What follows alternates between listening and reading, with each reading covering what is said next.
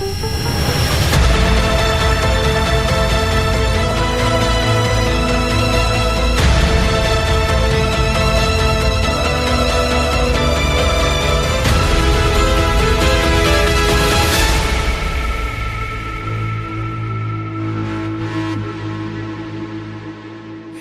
Alliance Lanka proudly presents HAL Talks, where history comes alive and the legacy lives on.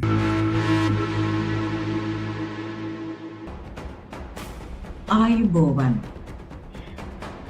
අපේ අක්මුල් අපේ දහඩිය අපේ සංස්කෘතිය අපේ සිනහව මේ හැමදේම අපට කියන්නේ අපේකම අපේ හුස්ම අපේ දේ තමයි මේ හැම එකක් තුළම තිබෙන්නේ. මාක් බ්ලොග් ඔහු පුරාවිද්‍යාඥයෙක් ප්‍රංශීය ඉතිහාසඥයෙක් ඔහු ප්‍රංශීය සමාජීය ඉතිහාසය පිළිබඳව පර්යේෂකයෙක්. මාක් විස්තර කරන ආකාරයට ඉතිහාසය කියලා කියන්නේ කාලය මිනිසුන්ගේ විද්‍යාව ලෙස. එය හුදෙක් සිදුවීම් වෙනුවට මිනිස් අත්දැකීම් අවධාරණය කරන බව මාක් බ්ලොග් ඇනල්ස් පාසලේ ප්‍රංශීය ඉතිහාසඥයා පවසනවා. ඉතින් HAL Talks Heritage Alliance Lanka විසින් ගෙන එන මාසිකව ගෙන එන මේ මාර්ගගත ක්‍රමය ඔස්සේ ඔබ සම්බන්ධ වන වැඩසටහන් වලට ඔබගේ උනන්දුව කැමැත්ත ඒ දායකත්වයට අපි ප්‍රථමයෙන්ම ස්තුතිවන්ත වෙනවා. ඔබගේ වටිනා කාලය කැප කරමින් අපත් එක්ක සම්බන්ධ වීම පිළිබඳව. සාමාන්‍යයෙන් HAL Talks වල අපි යොදා ගන්නා මාතෘකා අනුව ප්‍රධාන වශයෙන්ම HAL සංවිධානයේ තිබෙන පරමාර්ථ අනුව අපි ඉතිහාසයට මූලිකත්වය තැන දෙනවා.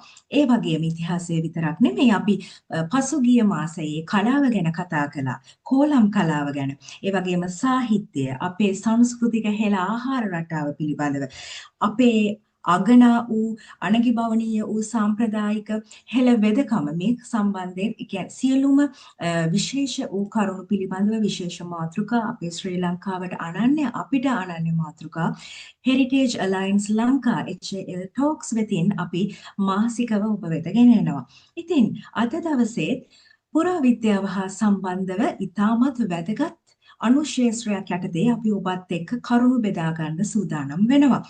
මෙය සමහර විට ඔබ අපේ WhatsApp ගිණුම හරහා දැක තිබෙන්නත් පුළුවන්.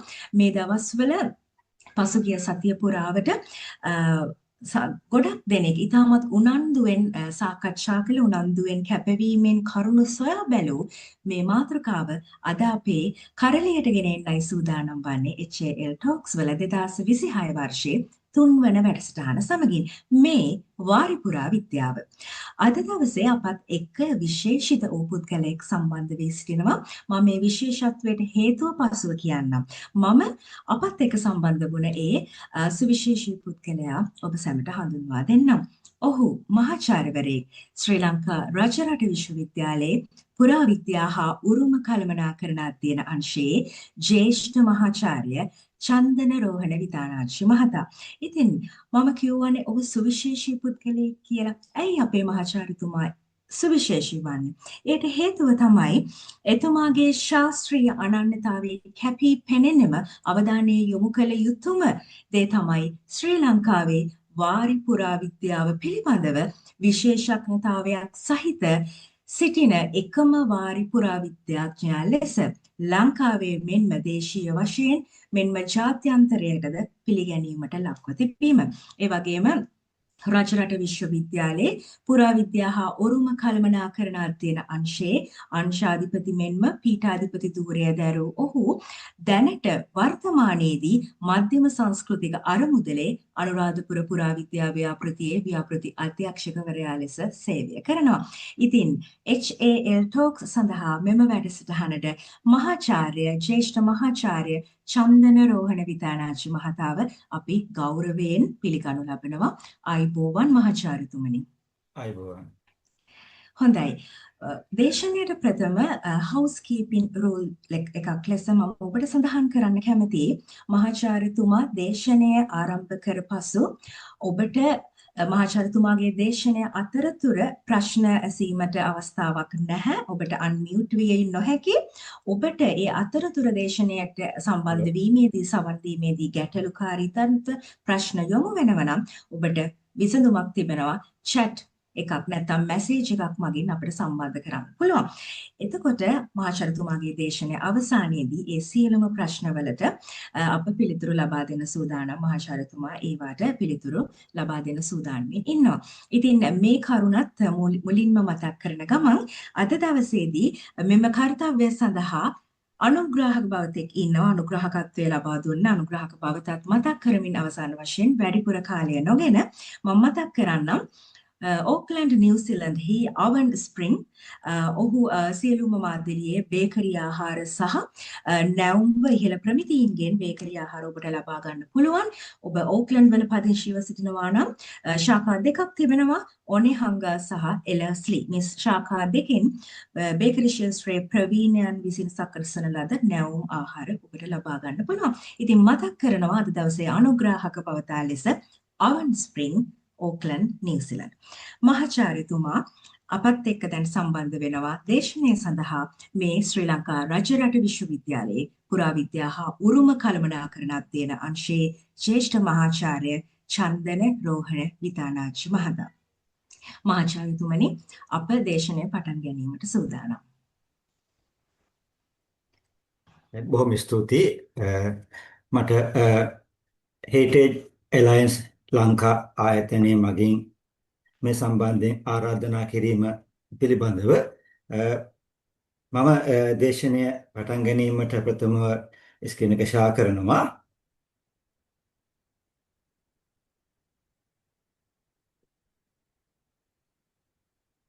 මම හිතන්නේ ස්ක්‍රීන් එක පේනවා ඇති. හොඳයි. අපි මූලික වශයෙන්ම මේ පුරාණ ශ්‍රී ලංකාවේ වාරි උරුමය කියන තේමාව කතා කිරීම සම්බන්ධයෙන් අවධානය යොමු කරද්දී අපිට මේ වාරි උරුමය කොහොමද වැදගත් වෙන්නේ? ඇයි මොකද්ද මේ වාරි උරුමය කියන්නේ? ඇයි මේක වැදගත් වෙන්නේ කියන එකත් අපි දැනගන්න ඕනේ. ඉතින් එහාට තමයි අපි මේක කතා කරන්නේ. මම උත්සාහ කරන්න ඕගොල්ලන්ට මේ අද මේකට සම්බන්ධ වෙලා ඉන අයට වැඩි ප්‍රමාණයක් ඡායාරූපවලින් මේ උරුමය ගැන පෙන්වන්න. මොකද හේතුව මේවා සාමාන්‍යයෙන් දකින්න ලැබෙන්නේ නැති නිසා. එතකොට මුල් ඉදිරිපත් කිරීම වලින් පසුව ගොඩක් ඡායාරූපවලින් දැක් ගන්න පුළුවන්. ගොඩක් ඒවා මෙතෙක් දැකපු නැති ඒවා වෙන්නත් පුළුවන් බොහෝ දෙනා. එතකොට ශ්‍රී ලංකාවේ වාරි උරුමය. ශ්‍රී ලංකාවේ වාරි උරුමය කියලා කියන්නේ අත් වශයෙන්ම වැව් අමුණු සහ ඇල මාර්ග කියලා විතරක්ම ගන්න බෑ අපිට. ඒ තුල තියෙන්නේ අවුරුදු දහස් ගණනක් පුරා ක්‍රමක්‍රමයෙන් විකාශනය වෙච්ච අසමසම තාක්ෂණික කළමනාකරණ සහ ඒහා බැඳිච්ච සංස්කෘතික පද්ධතියක්. මේක ස්වභාව ධර්මය සමග සහයෝගයෙන් මිනිසා කටයුතු කරමින් වේලේ කලාපයේ ජාලහිඟතාවයට විසඳුම් සෙවපු දේශීය දැනුම් සම්භාරයක එකතුවක් ලෙස අපිට හඳුනා ගන්න පුළුවන්. ඒ තරම්ම මේක අපිට වැදගත්. ඒ කියන්නේ අපිට වාර උරුමය කියලා කියපුවාම නිකම් අපි දකින වැවක් හෝ අමුණක් හෝ අලමාර්ගයක් කියන එකම ගන්න බෑ. මේ සියල්ල එහෙම එකතුව කියන ගන්න පුළුවන්. එතකොට මේ වාරි උරුමයේ අපිට ප්‍රධාන අංග කීපයක් හඳුනා ගන්න පුළුවන්. එකක් තමයි තාක්ෂණික ඥානය කියන එක. ඒ කියන්නේ වාර නිර්මාණාශ්‍රිතව තියෙන ඉංජිනේරුමේ සොයා ගැනීම. ඊට අමතරව ස්වාභාවිකව ජල බැසයම් හඳුනාගෙන ඇල මාර්ග තැනීම. ඊළඟට වැව් බැම්ම ශක්තිපද නිර්මාණය කිරීම. මේ සියලුම ආකාරයේ දේවල් අපිට තාක්ෂණ ඥානය කියලා මේ උරුමය තුල හඳුනා ගන්න පුළුවන්. ඊළඟට තිරස් ජාලගත වැව් පද්ධතිය. ඇතමුන් එල්ලංගා වැව් පද්ධතිය කියන ඒවා. ඉංග්‍රීසියෙන් කැස්කේඩ් ටැන්ක්ස් කියලා ඒවා. මේ කුඩා වැව් කිහිපයක් එකට සම්බන්ධ කරමින් ජල කළමනාකරණය කරපු වැව් පද්ධතිය. මේක තමයි ලංකාවේ පැරණිම වාරි උරුමය. එතකොට මෙන්න මේ වාරි උරුමය මේකත් අපේ වාරි උරුමේ ප්‍රධානම සාධකයක්. ඒක ශ්‍රී ලාංකේය වාරි ශිල්පයේ විශිෂ්ටත්වයේ ක්‍රියාපාන සාධකයක්. අනික තමයි මේ වාරි උරුමයත් එක්ක සම්බන්ධ වෙන පරිසර පද්ධතිය. ඒ කියන්නේ වැවක් එක්ක සම්බන්ධ වෙන කට්ට කඩුව, තිස් බඹය, ඊළැල්ල පන්නේ ඇතුළු ගොඩක් පරිසර පද්ධති.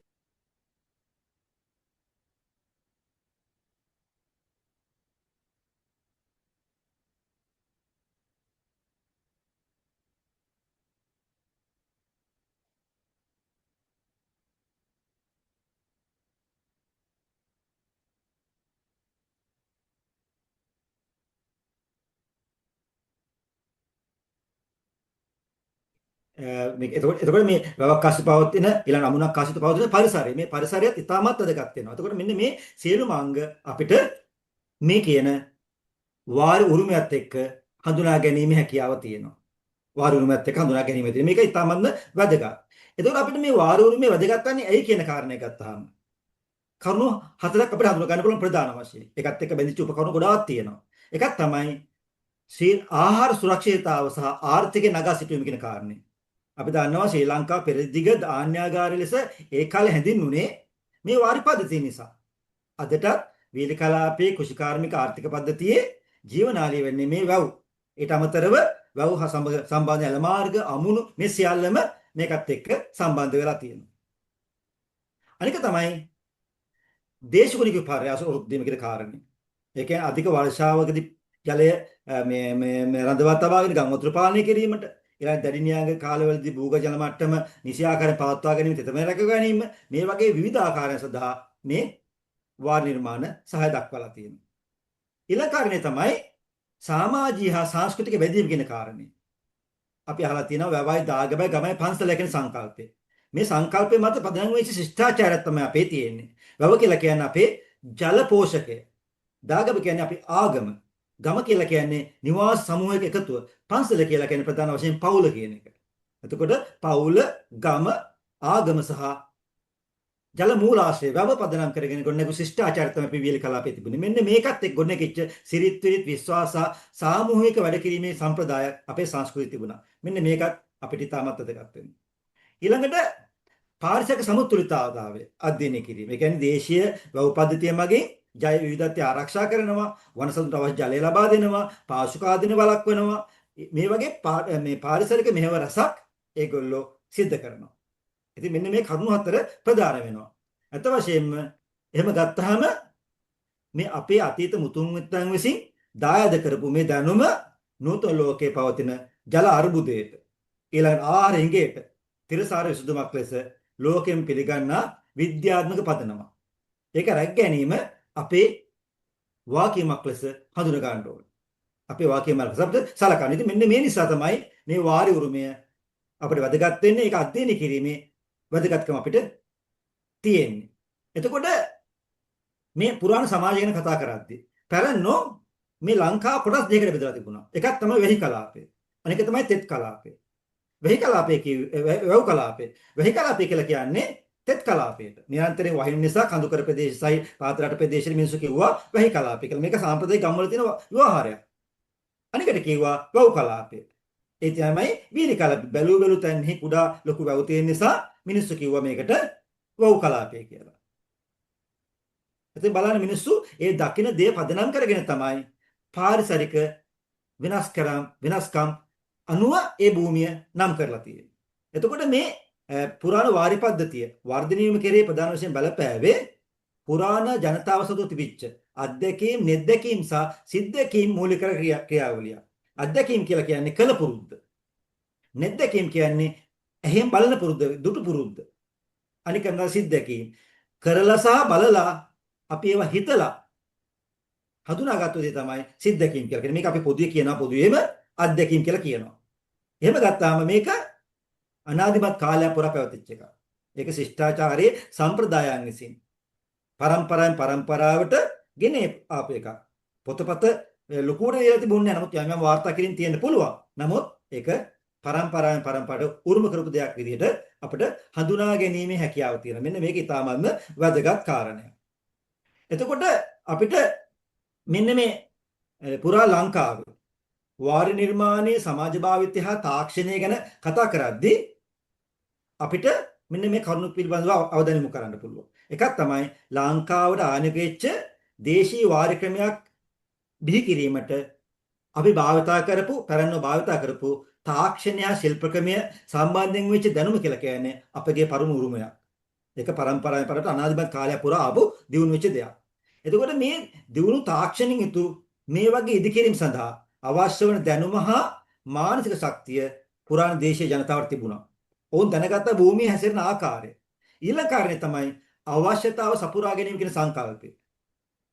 මෙන්න මේක ඉතා හොඳින් පෙන්වුම් කරන තැනක් තමයි වාරි කර්මාන්තය. ඒ කියන්නේ වීලි කලාපයේ පස, දේශ ගුණය, භූ සැකස්ම සියල්ලම හොඳයි ගොවිතැනට. නමුත් ජල හිඟතාවය කියන කාරණේ තිබුණා. ඒගොල්ලෝ මොකද කරේ? භූමියේ තියෙන පිහිටියම පදනම් කරගෙන ඒගොල්ලෝ නිර්මාණය කරා වැව්. අන්න කරලා ජලය එක්ස් කරගත්තා. මෙන්න මේක තමයි අවශ්‍යතාව සපුරා ගැනීම කියලා කියන්නේ. එතකොට ඕනෑම ස්ථානයක් සඳහා වාරි ක්‍රමයක් තීරණය කිරීමේදී ඒක අනුව කටයුතු කිරීමේ භූමිය හැසෙන ආකාරයට කටයුතු කිරීම පිළිබඳව ඔවුන්ට මනා හැකියාවක් තිබුණා. ඒක නිකන් නෙවෙයි අත්දැකීම් මත ලබාගත්තු ප්‍රායෝගිකත්වයක් පිරි හැකියාවක් ලෙස අපිට හඳුනා ගැනීමේ හැකියාව තියෙනවා. එතකොට මෙන්න මේ වාරි කර්මාන්තයත් එක්ක බද්ධ වෙච්ච සමාජික ක්‍රියාවලින් රසක් අපිට හඳුනා ගන්න පුළුවන්. එකක් තමයි දේශපාලන ක්‍රියාවලිය ශක්තිමත් වීම. අපි දන්නවා ඉතිහාසය තුල වාරි කර්මාන්තයට සම්බන්ධ වෙලා රටේ ස්ථාවරත්වයක් ගොනගතු රජවරු පිළිබඳව වසඹ ඊළඟට මහසේන ධාතුසේන ඊළඟට සේන රජවරු පළවෙනි සේන පළවෙනි අග්බෝ ඊට අමතරව පළවෙනි පරාක්‍රමබාහු මේ වගේ රජවරු තමන්ගේ දේශපාලන ක්‍රියාවලිය ශක්තිමත් කරගන්න වාරි කර්මාන්තයට දායක වීම ප්‍රයෝජනට ගත්තා. අනික තමයි ජල සම්පත හිමි මට්ටම අනුව සංස්කෘතික පදනම සමාජය ගොඩනගෙනවා. අපි දන්නවා අනුරාධපුර ශිෂ්ටාචාරයේ විශිෂ්ට ඉදිකිරීම් වලින් සහිත ස්ථාවර ආගමක් සහිතව කලාවක් සහිතව පෝෂණය වුණේ මිනිසුන්ගේ හොඳට කන්න බොන්න තියෙන නිසා. කන්න බොන්න නැතුනේ කොහමද? වාරි කර්මාන්තයේ දියුණු වීම. ඒක උපරිම අවස්ථාව කියනවා නම් කිස්තු වර්ෂ 7-8 9 සියවස් වෙනකොට අනුරාධපුරයේ ආයේ වාරි කර්මාන්තයේ කියනවා ලංකාවේ වාරි කර්මාන්තයක් ආපහු අලුතින් ඉදි කරන්න නැත්නම්ටම ඒ ඉදි කිරීම ගොඩනැගිලා තිබුණා. මෙන්න මේක ඉතාමත්ම වැදගත් කාරණයක්.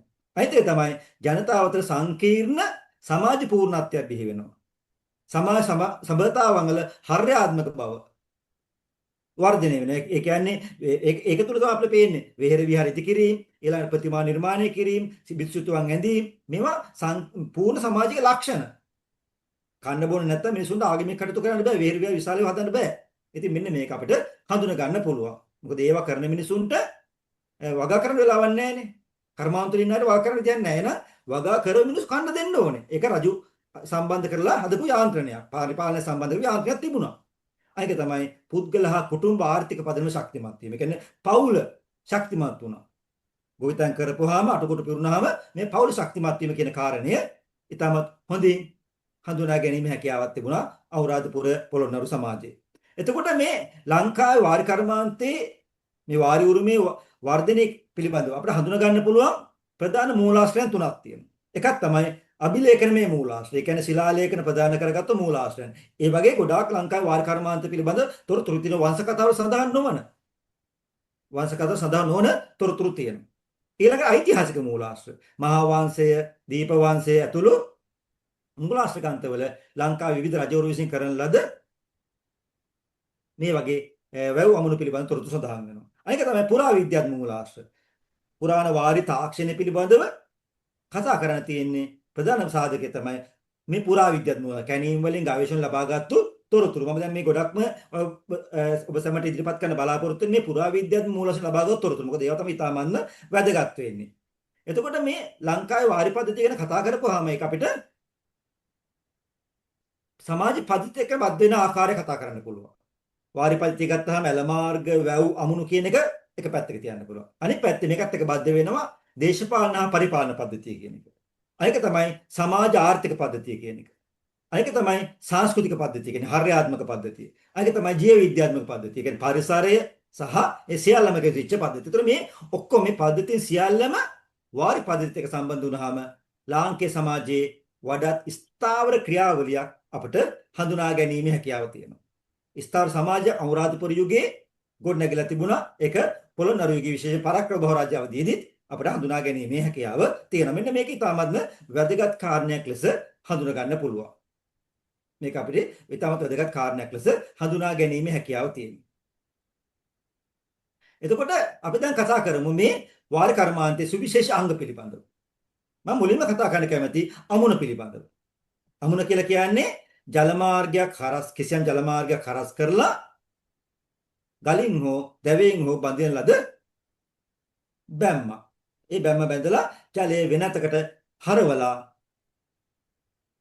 ඒ ජලය වැව් වලට හෝ වෙනත් අවශ්‍යතාවන් සඳහා යොමු කරන තාක්ෂණික යොය තමයි අමුණ කියලා කියන්නේ.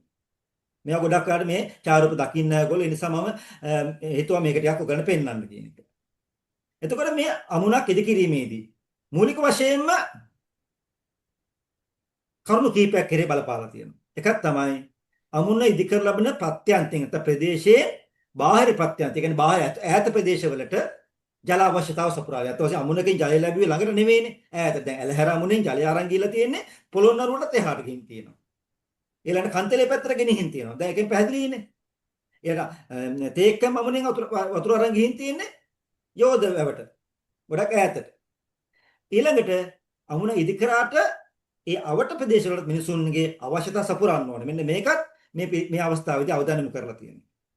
ඊළඟට මේ අමුණක් කියලා කියන්නේ දේශපාලන ක්‍රියාවලියක ප්‍රතිඵලයක්. ඒ කියන්නේ ඒ වගේ අමුණක් හැදුවොත් විශාල ප්‍රමාණයේ ජලය සම්පාදනය කරන්න පුළුවන් නිසා රජවරු, ශක්තිමත් රජවරු ඒ වගේ දේවල් කරලා තියෙන. ඒ නිසා මෙන්න මේක විශේෂයෙන් මේගොල්ලෝ අවධානය යොමු කරු බවක් අපිට හඳුනා ගැනීමේ හැකියාවක් තියෙනවා.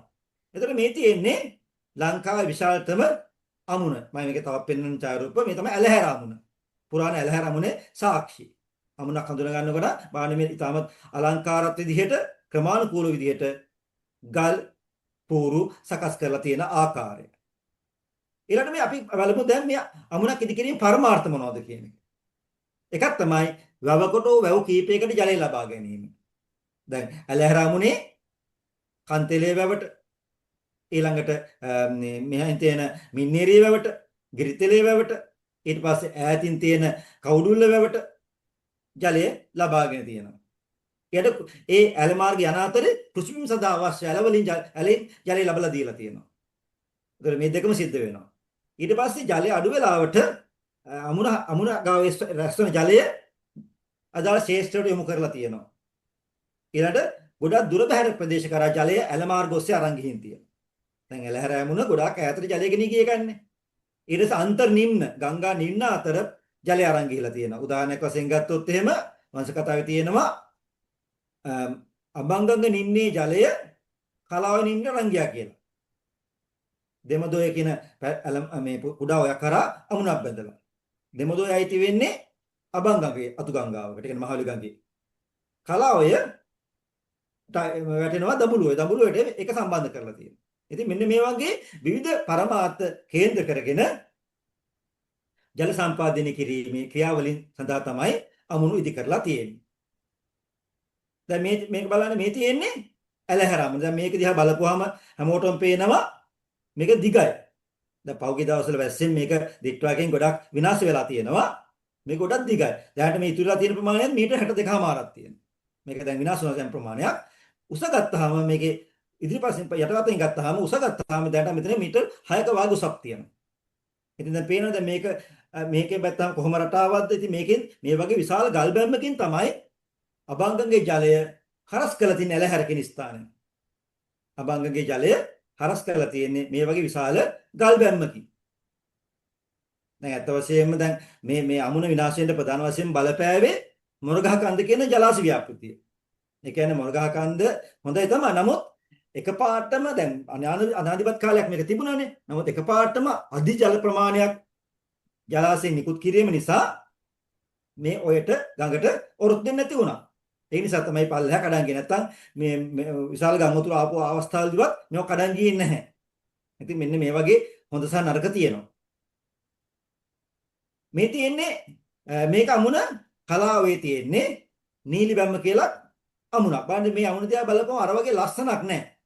මේ ගල් කුට්ටි නිකන් අපිලිවෙලක්. අවට පරිසරයෙන් සොයාගත්තු ගල් කුට්ටි පිළිවෙලට තියලා හදපු අමුණක්. උසක් නැහැ. මේක දැකු බැලමට පේනවා ප්‍රාථමික අමුණක් කියලා. ප්‍රාථමික කියන්නේ මූලික ජල අවශ්‍යතාව සඳහා. මම විශ්වාස කරනවා මේ අමුණ නිර්මාණය කරන්න ඇත්තේ ලංකාවේ මුල් ස්වදේශී ජන කණ්ඩායම. ඒ කියන්නේ ප්‍රොටෝ ඓතිහාසික නැත්නම් මූල ඓතිහාසික අවධියේ හිටපු ස්වදේශී ජන කණ්ඩායම කලාවේ හරස් කරලා මේ අමුණ නිර්මාණය කරන්න ඇතිය කියලා. දැන් මේ බලන්න මේ තියෙන අමුණමයි. මේ උඩින් ගත්තාම තියෙන ආකාරය. ඒකෙත් ක්‍රමවත් පෝරු නෙවෙයි අක්‍රමවත් ගල් පෝරු අවටි සොයාගත්ත කෙනෙක් තාම පැහැදිලි සක්ක ගල් තියලා හරස් කළා තමයි නිර්මාණය කරලා තියෙන්නේ. එතකොට ඊටමත් පැහැදිලි මේක මූලික අමුණක් කියන එක. මුල් කාලේ. දැන් මේක ගන්නකො මේ තියෙන්නේ මේ දදුරුවයට සම්බන්ධ වෙන ඔයක් තියෙනවා අතු ගංගාවක් හක්වට්නෝය කියලා. මේ හක්වට්නෝය හරස් කළේදී කරපු කුඩා අමුණක්. ඔයත් කුඩා අමුණක් කුඩා ඔයක් මේ හක්වට්නෝය අමුණ. දැන් මෙතන වතුර වැක්කිරනකොට ඉවුර හේදින එක වළක්වන්න තමයි මේ කොටස දාලා තියෙන්නේ.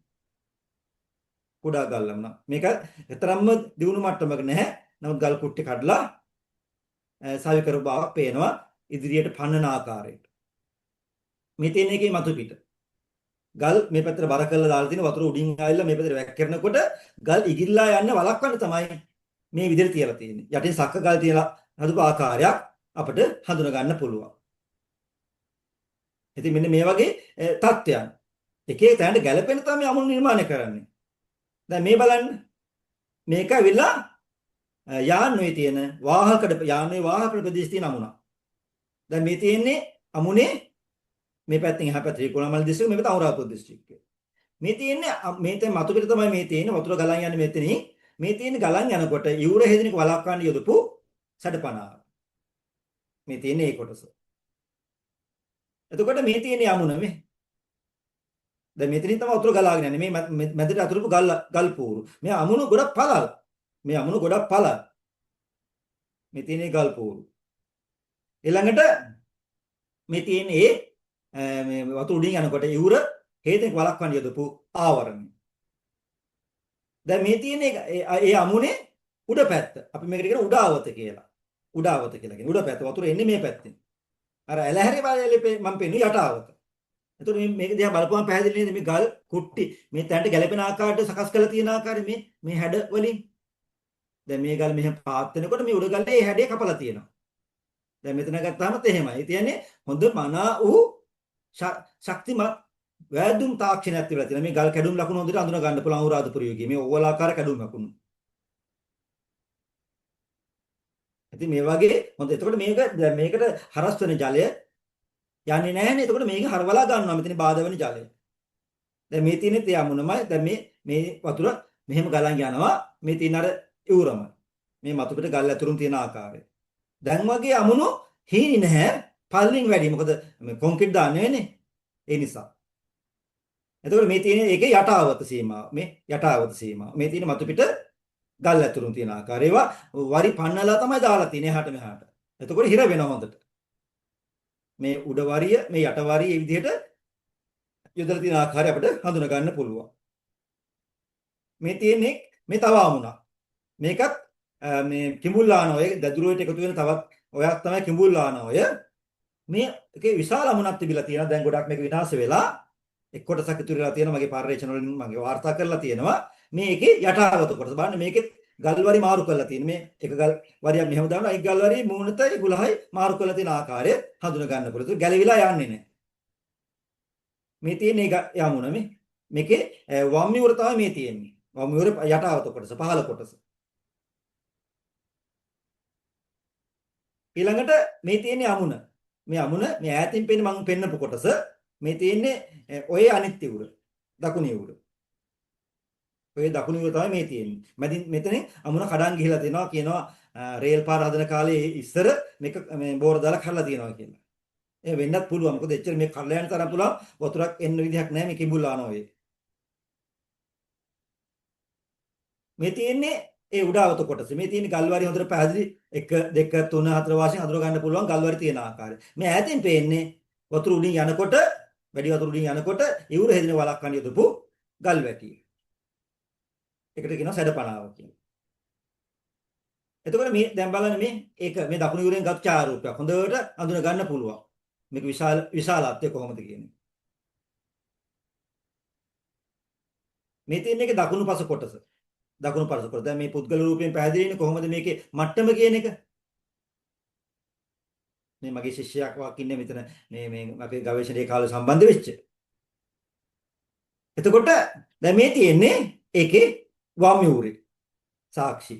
දැන් මෙතන වතුර පාර මෙහෙන් උඩින් ගලාගෙන ඇවිල්ලා මෙතින් හැරෙනවා. හැරලා මේ අමුණ දිගේ යනකොට ඉවුරේ කෙලවර හේදෙනික වලක්වන්න මේ ගල් වැටිය මෙම හරවලා තියෙනවා. මේක තාක්ෂණික නිර්මාණයක්. ඉතින් අදට මේ වගේ හෝ ඉතුරු වෙලා තියෙන්නේ මෙන්න මේ தත්ත්වය නිසා. මේ ඉදිකිරීම තාක්ෂණයේ සුවිශේෂත්වය නිසා. මේ තියෙන ඒකේ මතු පිට ගල් ඇතුළම යොදලා තියෙන ආකාරය. මතු පිට ගල් ඇතුළම යොදලා තියෙන ආකාරය.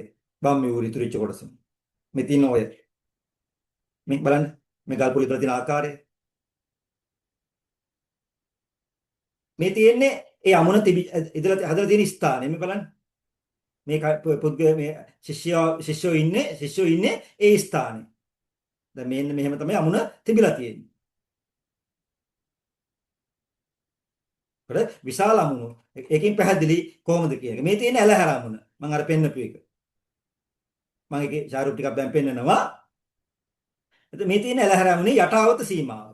යටාවත. අර පැත්ත උඩාවත මේ යටාවත. ඒ කියන්නේ වතුර ඇවිල්ලා වැක්කිරෙන්නේ, වැඩි වතුර ඇවිල්ලා වැක්කිරෙන්නේ මෙහෙන් පල්ලෙහාට. අර නිමාව ඉතාමත් හොඳට කරලා තියෙනවා. මේ තියෙන්නේ ඒකේ මතු පිට ගල් අතුරලා තියෙන ආකාරය. මතු පිට ගල් අතුරලා තියෙන ආකාරය. ඊළඟට මේ මතු පිට ගල් අතුරුම පරීක්ෂා කරන්න මා විසින් කරපු කැණීමක්. ඒකේ පැහැදිලි වෙනවා ගල් වරි මාරු කරලා යොදලා තියෙන ආකාරය. ඒක හොඳට පැහැදිලි අනුරාධපුරයේ කැඩුම් සලකුණු මේ හොඳට තියෙනවා කැඩුම් සලකුණු.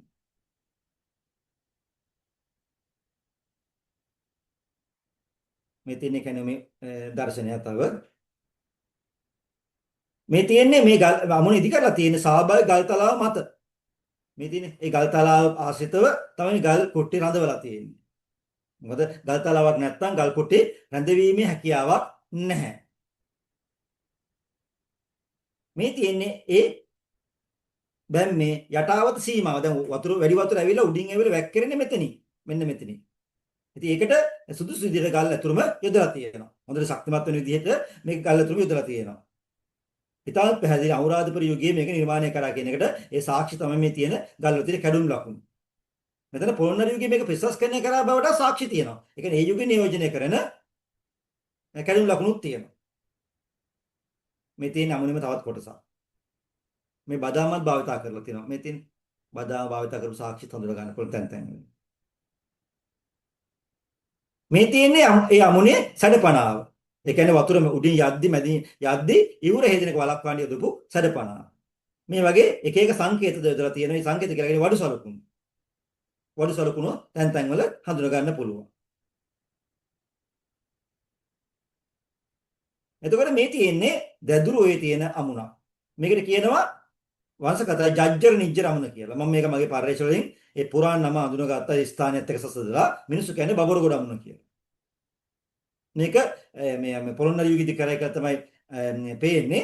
අවට තියෙන ගරා වැටිච්ච වෙහෙර විහාර තියෙන ගල් පවා ගෙනල්ලා මේක ඉදි කරලා තියෙනවා. සිරිපතුල් ගල්, ආසන ගල් පවා මෙතනින් අඳුර ගන්න පුළුවන්. ඒ කියන්නේ ගරා වැටිච්ච ඒවා පාවිච්චි කරලා තියෙන. ඒ කියන්නේ නිකන් තියලා නැහැ මිනිස්සු ඒ කාලේ. මේ තියෙනෙත් ඒකෙම තවත් දර්ශනයක්. එතකොට මෙන්න මේක. මේ තියෙන්නේ දැදුරුවේ තියෙන සාමාන්‍ය මිනිස්සු කියන රිදී බෙදියල්ල අමුණ. මම මේක අඳුනගත්තා වංශ කතාවේ සඳහන් වන පළවෙනි පරක්‍රම බහුව දක්ෂිණ දේශයේ පාලකයා ඉඳි කරපු සූකර නිජ්ජර අමුණ කියලා. වංශ කතාවේ මහවංශයේ සූකර නිජ්ජර කියලා අමුණක් ගැන සඳහන් වෙනවා. අනිකුත් සාධකත් එක්ක මේක සූකර නිජ්ජර අමුණ කියලා මම හඳුනගෙන තියෙනවා. ඒ ගැන පරිශ්‍රණ ලිපි පළ කරලා තියෙනවා. දැන් මේ තියෙන අමුණේ යටාවත මේක උඩ ගල් තව ගරා තිබිලා තියෙනවා. මේවා මිනිස්සු මානව ක්‍රියාකාරකම් අරන් ගිහිල්ලා තියෙනවා. ඒ නිසා මේක විනාශ වෙලා තියෙනවා. දැන් නම් මිනිස්සු ගෙනියන්නේ නැහැ මේක. මිනිස්සු දන්න නිසා අපි වැඩ කරපු නිසා එතන. දැන් මේ බලන්නේ මේකේ මේ ස්වාභාවික ගලට මේ ගල් කුට්ටි වද්දලා තියෙන්නේ. එතකොට ඉදිරියෙන් නැති වෙන්න මේක නිර්මාණය කරපු ආකාරයක් තමයි අපිට හඳුනා ගැනීමේ හැකියාවක් තියෙන. මේක ඉතාමත් වැදගත්. ඊළඟ මේ බලන්න මෙන්න මේක. කවුරුවත් දැකලා නැති එකක්. හිතන්නේ මේක තියෙන්නේ දැදුරුවේ පල්ලම් ප්‍රදේශයේ. දැන් නම් තියෙනවා කියලා කියන්න බෑ. දැන් මේක නැහැ. දැන් මේක විනාශ වෙලා ගිහිල්ලා. මේක දැව අමුණක්. මගේ පරිශ්‍රයෙන් මම අඳුනගත්තා මේක පළවෙනි පරක්‍රම බහ රජු දක්ෂිණ දේශයේ කාලෙදී ඉදි කරපු කොට්ටබද්ද අමුණ කියලා. මොකද වංශ කතාවේ කියනවා අමුණක් ඉදි කරන්න බැරි තැනක අමුණක් ඉදි කරන්න රජු උපදෙස් දුන්නාය කියලා. ඉතින් මේ වගේ වෙලාවකදී මොකද ගලෙන් අමුණක් ඉදි කරන්න ඕන නම් අනිවාර්යයෙන්ම ගල් ස්වාභාවික ගල් විස්තර භූමියේ තියෙන්න ඕන. නමුත් දැන් මේ වගේ ස්ථාන වල නැහැ. නමුත් ජලයේ අවශ්‍යතාව නිසා මොකද කරේ? යට තියෙන මැටි තට්ටුවට කිදා බදින ලෙස දැව කණු බස්සලා මේ අමුණු ඉදි කරලා තියෙන මේ පොඩි පොඩ්ඩක් තිබ්බට මේ තව මෙහි තියෙනවා. මේ විනාශ වෙලා ගිහිල්ලා මේ ටික ඉතුරුලා තියෙනවා. නමුත් දැන් මේ ටිකක් නැහැ. මිනිස්සු වැඩි කොට දාන මිනිස්සු මේවා ගිනි තියලා දාලා. දැන් මේ බලන්න මේ අමුණ මේවා ගොඩක් අරන් තියෙන්නේ කුඹු කොර වගේ ජලයට ඔරුන් දෙන ගස්. ඉතින් අවුරුදු 800 900 ආරක්ෂා වෙලා තිබුණා කියලා කියන්නේ ලොකු දෙයක් නේ. ඉතින් මිනිස්සු එක දවසෙන් දෙකෙන් මේක විනාශ කරේ වෙනම කතන්දරයක්. මේ බලන්න සමීපව එක ළඟ තමයි දව කණු හිටවලා තියෙන්නේ. දව කණු හිටවලා තියෙන්නේ. ඊට පස්සේ ඒ නිසා ජලයේ උඩින් එන රොඩු මේ දව කඳන් අතරේ ඉරබුණාම නිකම්ම අමුණු බැම්ම ශක්තිමත් වෙනවා. ඊට පස්සේ අවශ්‍ය තැනට ජලය අරන් යනවා. ඇල මාර්ගයක් තියෙනවා. ඇල මාර්ගයක් තියෙන දැනට ඇල මාර්ගය පාවිච්චි කරන වෙන අමුණ හදලා මෙතිනේ දව කණු තැන් වල මේ හැමතැනම තිබිලා තියෙනවා. ඒක ලොකු පළල් දව අමුණක් තිබිලා තියෙනවා මේ බලන්න.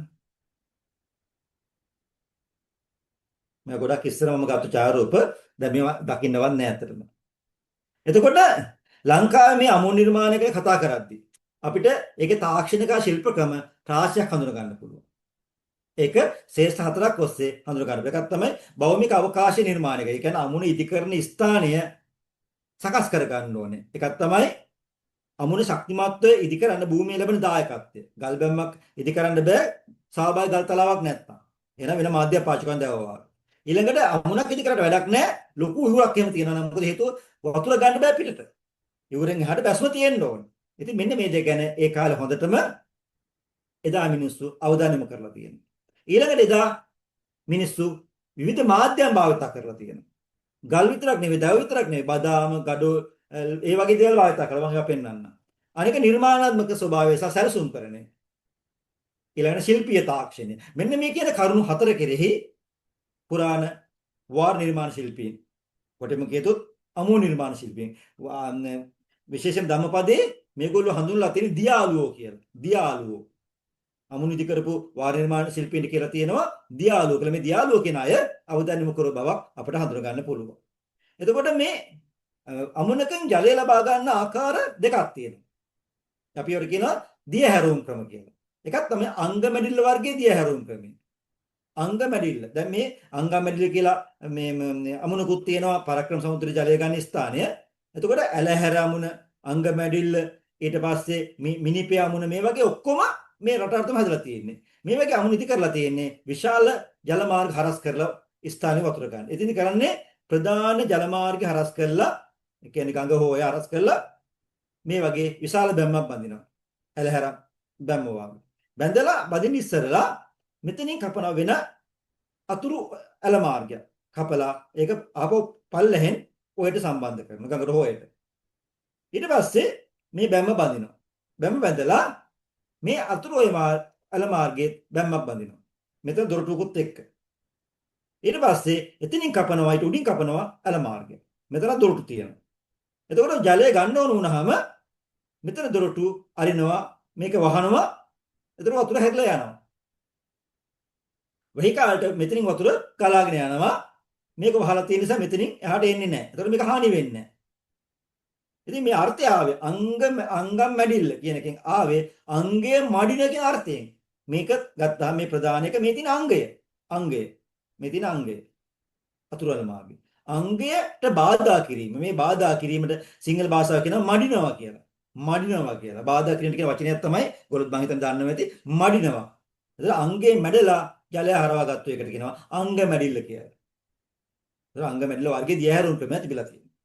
අනික තමයි රිදී බැඳිල්ල කියන එක. රිදී බැඳිල්ල කියන එක. ඒ කියන්නේ සාමාන්‍යයෙන් ඊතරම් පළල් නැති ඔය විශේෂයෙන්ම දැදුරු ඔය මල්වතු ඔය කලා ඔය වගේ යාන් ඔය වගේ ජලය අරන් තියෙන මේ ක්‍රමයට අනුව. ඒ කියන්නේ කෙලින්ම ජල මාර්ගය හරස් කරලා බැම්ම බැඳලා ඒ ආසන්නයෙන් ඇලක් කපනවා. දෙපැත්තම කපන්න අවස්ථා තියෙනවා. දෙපැත්ත කප අවස්ථා තියෙනවා. කපලා ජලය අරන්. එයි මේක රිදී බැඳිල්ල කියලා කියන්නේ. ඔයගොල්ලෝ අහලා තියෙනවා දැකලා තියෙනවා මම හිතන්නේ හැමෝම ගොඩක් අය රිදී හවඩිය වාගේ. රිදී හවඩිය ඉනේ බැඳගත්තාම ඒක එක පැත්තකින් පටක් පල්ලට එල්ලෙනවනේ ලස්සන පෙත්තක් එක්ක තියෙන. මෙන්න මේක තමයි පෙත්ත. එල්ලෙන පට. ඒතර මේක මෙතන ගාංචු වටේම ගිහිල්ලා මෙතනට එනවා. ඉතින් මෙන්න බැලුව බැලමට ඒ රිදී හවඩියේ ඒ ගාංචු හරිය ආසන්න තැන තමයි මෙතන. රිදි වලින් හදන්නේ. ඉතින් ඒ නමින් මේක රිදී බැඳිල්ල කියලා කිව්වා. ඒ තමයි එක එක ජනප්‍රදාල කියනවා රිදි නැන්ද රිදි හොදපු ස්ථානය කියලා. ඒතකොට එහෙම ගත්තොත් එහෙම ඒ නමින් තියෙන අමුණු ගොඩක් අපිට හම්බුණා. අපේ අධ්‍යයනවලදී. ඉතින් ඒ නමින් මේක හදුනේ ඒ නිසා තමයි. මේ රිදී බැඳිල්ල කියන ක්‍රමය. ඉතින් මේවා සමාජයේ තියෙන වචන වලින් තමයි මම හොයාගත්තේ ගවේෂණ වලින්.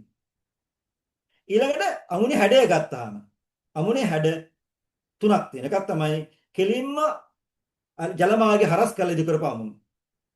අනික තරමක් අර්ධ වෘත්තාකාර හැඩති අමුණු. අනික තමයි තරමක් ආනිත අමුණු. එතකොට ඍජු අමුණු පාවිච්චි කරලා තියෙන්නේ හොඳට වතුර පාර එනවා බය නැතුව අමුණෙන් හරස් කරලා යන්න පුළුවන් බාධාවක් ආපු ගමන්. ඒක. ඊළඟ අර්ධ වෘත්තාකාර අමුණු විශේෂයෙන්ම ඇලහැර අමුණ එකක්. මිනිපේ අමුණ මේ විදිහ හදපු එකක්. උඩින් එන වතුර පාරේ වේගයට උරුක් දෙන ආකාරයට පල්ලෙන් වැඩි ජල මාර්ග සඳහා මේක ඉදි කරලා තියෙනවා. අනික තමයි ජලයේ වේගය අඩු සඳහා මෙන්න මේ විදිහට. මේ තියෙන ඍජු අමුණ. වතුර පාර එනවා වැඩි අවශ්‍ය වතුර ටික මේක යනවා. ඊට පස්සේ මේ තියෙන ආනත අමුණ. වතුර පාර මේ හිමින් එන ඔයාල පාරවල ජලය අඩු නම් හිමින් එනකොට ඒ මේම ආනත ඉදි කරපුවාම වතුර පාර මේ මුල්ලට බර වෙනවා. මුල්ලට බර වුණාම ඇල තියෙන්නේ තේ පැත්තෙන්ම. එතකොට මෙතනින් හැරිලා යනවා. මෙතනින් හැරිලා යනවා. ඒක තමයි ආනත. දැන් පල්ලම අමුණ මේ විදිහට හදලා තියෙන දව අමුණ. අනික තමයි මෙන්න මේ වගේ අර්ධ වෘත්තාකාර අමුණ. එතකොට මේ වතුර පාට මෙන්න මෙතනින් ඔරොත්තු වෙනවා. හොඳට අර දැනුත් ඔය මේ වික්ටෝරියා වගේ බැමි හදලා තියෙන ඒ ක්‍රමෙන්නනේ. ලෝක ගොඩක් හදන මේ ක්‍රමයට. ඉතින් මේ පුරාණ පැරණියොත් මේක දැක්කා. ඉතින් මෙන්න මේක මේ අමුණු අපිට හඳුනා ගැනීම හැකියාව තියෙනවා. ඊළඟට සම්පත් සපයා ගන්න. මේ අමුණු නිර්මාණය කිරීමේදී සම්පත් සොයාගෙන නැහැ ගොඩක් ඈත ප්‍රදේශ. අවටින් හොයාගෙන තියෙන්නේ. මොකද ගොඩක් ඈතින් ගල් ගේන්න බෑනේ. මේ බලන්න. දැන් මේ තියෙන මේ ඈත පේන්නේ කෙළවර පේන්නේ මේ රිදී බැඳෙල් අමුණ. නැත්තම් සූකරණීච්චර අමුණ. නමුත් දැන් මේ තියෙන්නේ ඒ අමුණට ගල් ගත්තු ස්ථානේ මේ හොඳට පේන ගල් කුටි කඩලා අරන් ගියේ නැති ඒවා. මේ මෙතන තියෙන්නේ. මේ ගල් වල තිබිලා තියෙන්නේ මේ ඔය එමයි. ඔය ගල් වලින් තමයි කරන් තියෙන්නේ. මේ තියෙන්නේ ඒ ගල් කඩන්න යදපු අනුරාධපුරයේ කැඩුම් සලකුණු මේ ඕවලා කරහැඩිය කියන අනුරාධපුරයේ කැඩුම් සලකුණු. දැන් එතනම හම්බ වෙනවා ඊට පල්ලෙන් හම්බ වෙනවා මේ වගේ ආයත චතුරස්‍රාකාර හැඩති කැඩුම් සලකුණු. මේක පොළොන්නරු යුගයේ. මොකද පළවෙනි පරක්කම රජුත් මේ මහසෙන් රජු මින්නේ මාගල්ල විදි කරලා මේ එතන ජලය අරගෙන මේක ඉදි කරන්නේ නැති පළවෙනි පරක්කම රජුත් ඒ කාර්යයම ප්‍රසංස්කරණය කරලා මේ අමුණ ශක්තිමත් කරලා තියෙනවා. ඉතින් මෙන්න මේක ඒකේ සාක්ෂි. මේ බලන්න මේ තියෙන්නේ කිඹුල්ලාන අමුණට ජලය ගල් ගත්තු ස්ථානේ. ඒ ආසන්න තියෙනවා ගල් කන්දක්. ඒකෙන් කඩලා අරන් තියෙන්නේ. මේක කඩා ගන්න බැරිච්ච එක තමයි මේ තියෙන්නේ. මේක ඒ කඩලා වැඩක් නැති නිසා ඒක ඉතුරු කරලා දාලා ගියා. අද පහසුවෙන් අරන් යන්න පුළුවන් එතෙන්ට. මේ ළඟම තියෙන ඔය මේ අයිනේ තියෙන ඔය. ඊළඟ සවිකිරීමේ තාක්ෂණය ගත්තාම විවිධාකාර සවිකිරීමේ තාක්ෂණ ක්‍රමෝපායන් ඒගොල්ලෝ පාවිච්චි කරලා තියෙනවා. මේ බලන්න මේ ගල් එකිනෙක බද්ධ කරපු කැඩුම් සලකුණු. ඒතර මේ වගේ කට්ටවලට ගල් හිර කරපුවාම ගැලවිලා යන්නේ නැහැ. මේවට අනික් ගල් හිර කරන්න පුළුවන්. ඉතින් මේවා ඔක්කොම කටුවෙන් මිටියෙන් කරපු දේවල්. දැන් මේ බලන්න දැන් මෙතන මේ දෙකත් දැන් මේ කුඩින්ට ගලක් තියුවාම ඒ ගල පල්ලෙහාට තල්ලු වෙන්නේ නැහැ. ඊට මේ පැත්තේ තියෙන ගල මේ සක්කෙට මේ කට්ටිය හිර කරපුවාම ඒක එහාට මෙහාට වෙන්නේ නැහැ. ඔය නොයි විදිහට හිර කරන්න පුළුවන්. මේ බලන්න යටට සක්ක ගල් දාලා හිර කරලා තියෙන ආකාරය. මේ තියෙන ඊළඟට අමතරව අමුනේ මේ මැදින් සිරස් කණුට හිටවලා තියෙනවා. අමුනේ සිරස් කණු හිටවලා තියෙනවා.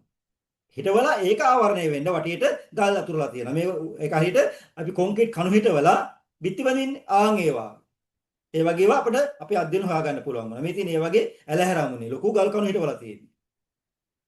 ඊට අමතරව මේ තියෙන්නේ කුඩුම්බි ලකුණු තියෙනවා. මේ කුඩුම්බි වලට ඉහළ ගලේ ගල් කුට්ටියේ නිරුමක් දාලා මේකට බස්සලා තියෙනවා. එතකොට ඒක එහාට මෙහාට වෙන්නේ නැති වෙන ආකාරයට තමයි ඒවා නිර්මාණය කරලා තියෙන්නේ. මේ තියෙන මේ වගේ තමයි මේ තමයි කුඩුම්බිය මෙතන මේ නිරුමක් තියෙනවා. මෙන්න මේ නිරුම තමයි මේකට බස්සලා තියෙන්නේ. ඒක මේ ගලේම තවත් කට්ට සලකුණු දාලා තියෙන. ඒ කියන්නේ ඒවා අනිත් ගල් වලට හිර වෙන විදිහ. දැන් මේවා මේ ගල් තැන් වලින් විතං වෙලා තියෙන්නේ මුල් තැන් වල නෙවෙයි තියෙන්නේ. ඒ නිසා ඒ නිර්මාණ විහුණ හඳුනා ගන්න බෑ. මම එහෙම පෙන්නන්න. දැන් මේ බලන්න මේ කට්ටේ තියෙන මේ නිරුම තියෙන. මේක මේකට බස්සන්න පුළුවන්. මේ කුට්ටිය මේකට බස්සන්න පුළුවන්. හොඳට හිර වෙනවා.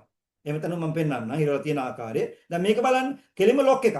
මේ වගේ හැඩයක් කඩපුවා මේ කුඩින් මේක බස්සන්න පුළුවන් ගානට. එතකොට මේක හොඳටම ලොක් වෙලා හිට එර වෙනවා. ඊට පස්සේ මේම දිගට යන අතරේ මේ උඩට තව වරි තියන්න පුළුවන්. මේක මේ මාවේ ගිරිඋල ප්‍රදේශයේ තියෙන නාල ප්‍රදේශයේ තියෙන අමුණක් ගත්තුවා. දැන් මේ තියෙන නිරුමක් මේ නිරුමක් තමයි අර වගේ කුඩින් මේකට බස්සන්නේ. මේ පැත්ත මේ අමුණේ අතුල් පැත්තට ගන්න ඇති. දැන් මේ එක උදාහරණයක්. මේ නාල අමුණේ. දැන් මේ නිරුම මේ සිදුරට බස්සලා තියෙන්නේ. හොඳට ඉර වෙන ආකාරයට. මෙහෙම ඒ කාලේ අනන්ත හදලා තියෙන්නේ නැති මේ වගේ නිර්මාණ. මේ බලන්න මේක බස්සලා තියෙන ආකාරය මේ. හොඳට මේක ඇතුළට වදින ආකාරයට නිර්මාණය කරලා තියෙනවා. මේ එක පැහැදිලි මේ. ඊළඟට මේ අමුනේ මේ තියෙන්නේ අර මං කිව්වේ සරපණාව කියලා එතනට මේ මුල්ලට බැම්ම සම්බන්ධ කරලා තියෙනවා. ඒක නිකම්ම දැන් මෙතන මේ ගලක් තියෙනව නෙවෙයි. මේ ගල් බැම්ම ඇතුළට ගමන් කරනවා. මෙතන ලොක් කරලා ඇතුළට ගමන් කරනවා. අමුණ නිර්මාණය කරලා තියෙන්නේ ඒ ඉවුරක් මීටර ගාණක් ඈත ඉඳලා. මොකද නැත්තම් ඉදිරියලා එනවා. හේදිලා යනවා. ඒක වළක්වන්න තමයි කරලා තියෙන්නේ. දැන් මේ වගේ අවස්ථාවක් මම පෙන්නන්නම්. දැන් මේ තියෙන්නේ. දැන් මෙතන තියෙන්නේ මේ ගල් ලොක් එකක්. ගල් ලොක් එකක් මේ තියෙන්නේ. මේ වගේ මේ ලොක් එකට හිරුණාම ගැලවිලා යන්නේ නැහැ. ඊට අමතරව බදාම පාවිච්චි කරලා තියෙනවා මේ තියෙන බදාම මේ දදුරුවේ සූකරණේජ රමුණේ බදාම. අද උඩින් වතුර ගියාට මේවා ගැලවිලා යන්නේ. එතන හයිය කුණු බදාම තියෙන්නේ. ඊට අමතරව මේ නෙරුම් තියෙනවා. ඒ කියන්නේ කුඩින් බියකින් මේ මෙතන ගලක් බස්සලා තියෙන්නේ නැති. ඊළඟට මෙතන මේ තියෙන නෙරුමක් මේකට බස්සලා තියෙන ආකාරය. ඒක උඩගල් වරිය මේකට හිර කරලා තිබුණා. මේ දදුරුවේමයි.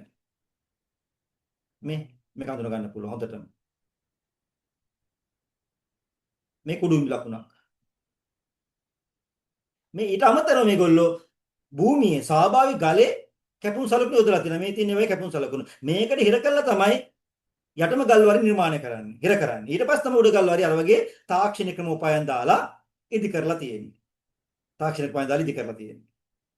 මේ තියෙන ඒ වගේ තව ගල් ලොක්ස්.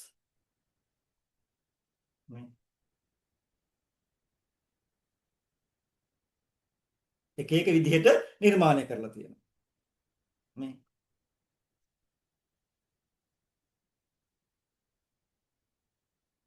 ඊළඟට මේ සාභාවික ගලට මේක වද්දලා තියෙන ආකාරය මේ ගල මෙතන හේතු කරලා තියෙනවා. ගැලවෙන්නේ නැහැනේ.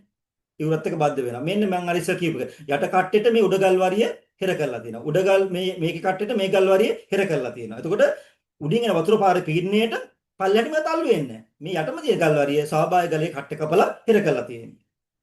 මේ උඩින් දැන් ගත්ත ආරූපය. එකින් එක නිර්මාණය කරලා තියෙන ආකාරය. කියන්නේ හොඳ වැද්දුම් තාක්ෂණයක් තිබුණා. ඊට අමතරව මැද කොටස් වල වතුර කාන්දුවේ වලක්වන්න බදාම දාලා තියෙනවා. බදාම අතරට මේ පෙබල්ස් කියන මේ බෝල ගඩොල් කෑලි වගේ දේවල් දාලා හිර කරලා තියෙනවා. මේ තියෙන බදාම කොටස් යොදපු ආකාරය. බදාම කොටස් යොදලා තියෙන ආකාරය. මේ තියෙන ආයෙත් බදාම කොටස් යොදලා තියෙන ආකාරයට සාක්ෂි. මේක එක තැන්වල එක මත නෙවෙයි මම මේ පෙන්නන්නේ මේ දදුරුවේ ලංකා පුරාතන අමුල්ලෙන් ගත්ත සාක්ෂි. දැන් මේ බලන්න මම කිව්වා තිරස් ගල් කණු කියලා. මේ යටේ ඉඳගෙන ගල් කණු තමයි මේ පේන්නේ. මේ තියෙන්නේ. ඒවා වට කරලා තමයි මේ ගල් ඇතුළම දාලා තියෙන්නේ. මේ මල්ලතෝයෙන් හම්බෙච්ච අමුණක ගල් කඩල අමුණේ. මෙතන අමුණක් තියෙන්නේ මේ. එතකොට තිරස් බලය සිරස් බලය දෙකම තියෙනවා මෙන්න මේ විදිහට. මේ ගල් කණුව ආවරණය වෙන්න මේ වටේට ඉඳලා තියෙන මේ ළඟ මේක දාපුවාම නිකන් හරියට කොන්ක්‍රීට් කණු හිටව දැම්ම වගේ තමයි කම්බි දාලා. ඒක හොඳ ඉංජිනේරුමේ හැකියාවක් ඉංජිනේරුමේ තාක්ෂණයක් මේ වගේ තියෙනවා. අද ඉංජිනේරු හැකියාවන්ට එහාගේ සමහර කේව තියෙනවා. ඉතින් මොකද අද මේවා කරන්න කොච්චර මයින්ඩ් ඕනේද? කොච්චර දේවල් මේවා කරන්න ඕනේද? නමුත් එදා මිනිස්සුත් මේක ඒ විදිහටම කරා. ඒ විදිහටම කරා. මේ තියෙන අර වගේ සිදුරු යොදපු ගල් සාභාවික ගල යොදපු මේ කියන්නේ මේ කණු හිටවන්න යොදපු සිදුරු සාභාවික ගල යොදපු ස්ථාන. මේ ඇලහැරම්මුනේ. ඒ වගේ තමයි. මේ විශාල ගල් පූරු යොදලා තියෙනවා. කුඩා ඒවා හැම නෙවෙයි මේ. ගොඩාක් කුඩා ඒවා නෙවෙයි විශාල ගල් පූරු යොදලා තියෙනවා. ඊට අමතරව බැම්මේ උඩ පැත්තෙන් ගඩොල් ආවරණය දාලා තියෙන. කියන්නේ මෙහෙම ගඩොල් ආවරණය දැම්මහම උඩාවතින් ජලයේ කාන්දුවල ඇතුළට යන්නේ නැහැ. මෙතනින් උරාගෙන එක ආරක්ෂා වෙනවා. මේ ඒ වගේ එකක්. මේ තියෙන කාලාවෙන් ගත් මේ අමුණකින් ගත්ත එකක්. මේ තියෙන ඒ වගේ ස්ථාන. මේ වාරිය අසීරුව පාරේ මෙතන ලොකු වලක් තියෙන තරම් මේ තියෙන්නේ. කිඹුලුත් එක්ක ඉන්න. මේ තියෙන ඉවුර ඇතුළේ ඉඳලම අමුණ එන ආකාරය. අමුණ එන ආකාරය තමයි මේ තියෙන්නේ. ඉවුරට සම්බන්ධ කරලා තියෙන ආකාරය මේත් ඒ වගේ තැන. මේ ඈත ඉඳන් එන ආකාරය හොඳට අඳුන ගන්න පුළුවන්. මේ ඉවුර ඈත ඉඳන් එන ආකාරය. මම කැණීමක් කරා දදුරෝ මේ බලන්න මේ කැණීමෙන් තහවුරුච්ච ආකාරය. ඇතුළේ ඉඳන් එනවා හදාගෙන. මෙතන මේ ගඩොල් වරි තියෙනවා. ඊළඟට පෙබල්ස් දාපු වරියක් තියෙනවා. බදාම් වරියක්. ඊට ගල් පූරු තියෙනවා. ගල් කුට්ටි තියෙනවා. මේ විදිහට දාලා මේක හොඳට ග්‍රැවල් දාලා බොරු තට්ටු දාලා තල්ලා තියෙන්නේ. එතකොට ඉවුර හේදෙන්නේ නැහැ. ඊට පස්සේ මේකේ පිටින් තමයි අර මම කියපු සැඩපනාව බඳලා තියෙන්නේ. එතකොට දෙකම ශක්තිමත් වෙනවා හොඳටම. දැන් මේ ස්වාභාවික ගාලට වදලා තියෙන ආකාරය. මේ තියන්නේ ඒ අමුණු වලින් යන ඇල මාර්ග. මේ කැල ඇතුලේ තාමත් මේවා ඉතුරුලා තියෙනවා. මොකද මේ මානමෙදියක් තියෙන නැති නිසා මේවා ඉතුරුලා තියෙනවා. මේ කන්තලේ කැලේ. මේ පැරණි ඇල මාර්ගයේ තිබිච්ච ස්ථානයක්. මේ මිනිස්සු ළමයි ඉන්නේ ඒ හරහාටම පෙන්වන්න තියප එකක්. මේ තවත් ඒ වගේ ස්ථානයක්. මේ තවත් ඒ වගේ ස්ථානයක්. මේ තවත් ඒ වගේ ස්ථානයක්. ඊළඟට මේ ඇලවල් හැරෙන ස්ථානයේ මේ වගේ ගල් වැටි දාලා කවර් කරලා තියෙනවා. එතකොට මොකද වතුර පාරෙන් නිකම වතුර පාර ආස්තිත නිකම ඇල කපලා තිබ්බොත් එතන හේදි යනවනේ වතුර පාර හැරෙනකොට.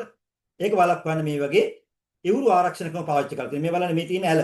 වතුර ඇල මෙහාට යනවා. ඔය මෙහෙම යනකොට හැරෙන එක වළක්වන්න මෙහෙම දාලා තියෙනවා. වතුර පාර මෙහෙම හැරලා යනකොට මෙතන මුල්ල හේදෙන්නේ නැහැ.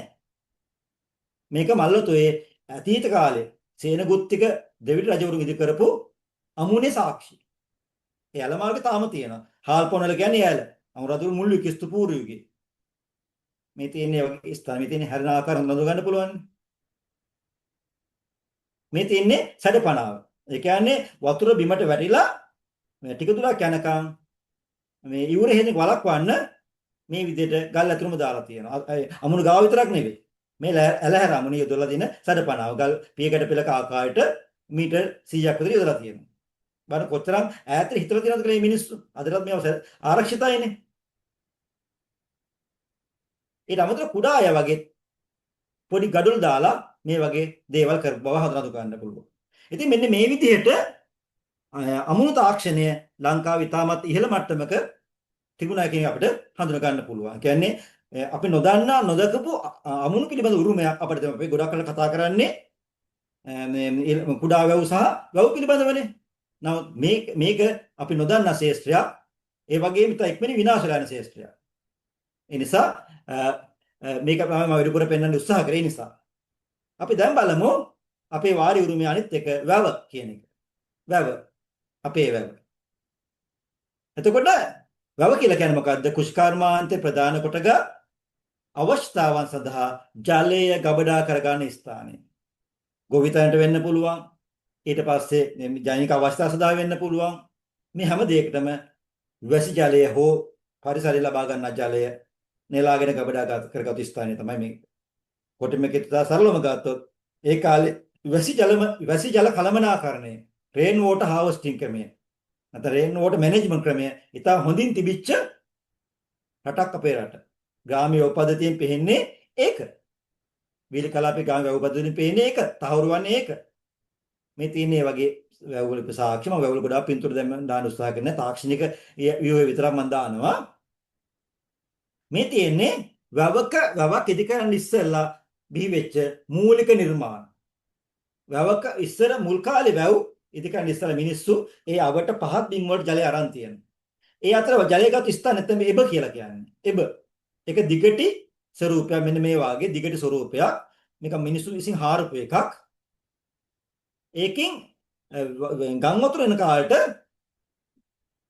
පිටාර යන ජලය ඇවිල්ලා මේකේ තැන්පත් වෙනවා. මේකේ තැන්පත් වෙනවා. ඊට පස්සේ ගම් වතුර බහලා ගියපුවාම මේ වතුර ආපහු ගලන්නේ නැහැනේ. උස ස්ථානකනේ තියෙන්නේ. මේකේ වතුර ඔය හිඳුනට පස්සේ මේකේ වතුර නැඳෙනවනේ. සතුන්ට මිනිසුන්ට ඒ අවශ්‍යතාවන්ට පාවිච්චි කරන්න මේ එබේ ජලය පාවිච්චි කරලා තියෙනවා. යොදාගෙන තියෙනවා. එතකොට මේකේ එබේ ඉස්මත් ඒක වතුර එන පැත්ත පාවිච්චි කරලා තියෙන මිනිස්සු. මම ගම්මැසියෝ කිව්වා කොහොමද මම අහපුවම කිව්වා ඉස්සර එබේ උඩ පැත්ත ඉහළ පැත්ත දිගට පැත්ත ඉහළ පැත්ත පාවිච්චි කරලා තියෙන මිනිස්සු මැද සාමාන්‍ය අවස්ථාවන් වලට අනික මැද කොටසක අරන් තියෙනවා නාන්න කියන්න පල්ලෑ කොටස සතුන්ට. ඒක පරිස්සමෙන් අරන්න මොකද මේවා කිඹුල් වගේ ඉන්නවා සත්තු. ඉතින් මේ වගේ එබවල් තිබුණා. දදුරුවේ එබවල පිටි කියන ගම ඇදලා තියෙන ඒ නිසා. කොක් එබේ කියන ගම ඇදලා තියෙන ඒ නිසා මේ කාටගත් දිගලියේ. ඒ එබවල් තාම තියෙන මේ කොක් එබේ. මේ කොක් එබේ එබ. ඊළඟ මීයෝයේ එබවල් ගානාවක් තියෙනවා. ඒ වගේ එකක් නෙවෙයි මේක සුවිශේෂ නිර්මාණයක්. මේක මාන නිර්මාණයක්. ඊළඟ අනිත් එක තමයි වැව් හදන්න ඉස්සෙල්ලා මිනිස්සු පාවිච්චි කරපු පතස් කියන එක. මේ තියෙන පතස් මේකත් මේ ඒ වගේ දේවල්. මොකද පතසත් මිනිස්සු පාවිච්චි කරා ජල සම්පාදන ක්‍රියාවලියට. පතස් කියලා කියන්නේ ස්වාභාවික දියවලවල්. ස්වාභාවික දියවලවල් තමයි පසු කාලීනව අවුරා මේ කියන්නේ මූල ඓතිහාසික අවධියේදී කුඩා වැව් බවට පරිවර්තනය වෙන්නේ. කුඩා වැව් බවට පරිවර්තනය වෙන්නේ මේ ස්වාභාවික පතස්. ඒ කියන්නේ අපි කවුරුත් දන්නවා වර්ෂා කාල වලට භූමියේ පහත ස්ථානවල ජල රැස් වෙනවා. ඒක උඩරිම මට්ටමට ගියපුවාම ඒ ජලය බැහැලා යනවා. ඒ ජලය බැහැලා යනවා. එතකොට ඒ මේ ස්ථාන හඳුනගෙන ක්‍රිස්තුපුර 1000 විතර වාගේදී ලංකාවේ සුදේශික මිනිස්සු ඒ ජලය වැසලා නිස්ථාන පස්වැටි දාලා බැඳලා. බැඳලා ඒ ස්ථාන ආවරණය කරපුවාම අර පතයි තව ටික වැඩිපුර ජලය අල්ලනවා. ටිකින් ටික මේක පස්බැම ලොක් කරනකොට ඒක විශාල වෙනවා. මෙන්න මේක තමයි මුල් වැව. මුල් වැව. ඉතින් ඔය වගේ හඳුනා ගන්න පුළුවන් අදටත් කුඩා වැව් හිඳනකොට අවසාන වතුර ඉතුරු වෙන්නේ මේ පතස් කියන ස්ථාන. ගල් වැටි අයින් වල, කඳු වැටි අයින් වල අතුළු ඊළඟට හින්නවල් කියලා තියෙනවා. වීලි කලාපේ මේ භූමියේ උස්තැන් මේ වගේ මේ තැන්වල මේ වගේ පතස් නිර්මාණය වෙනවා. එතකොට මේ වැවක් ඉදිකිරි පරමාර්ථ ගත්තොත් එහෙම.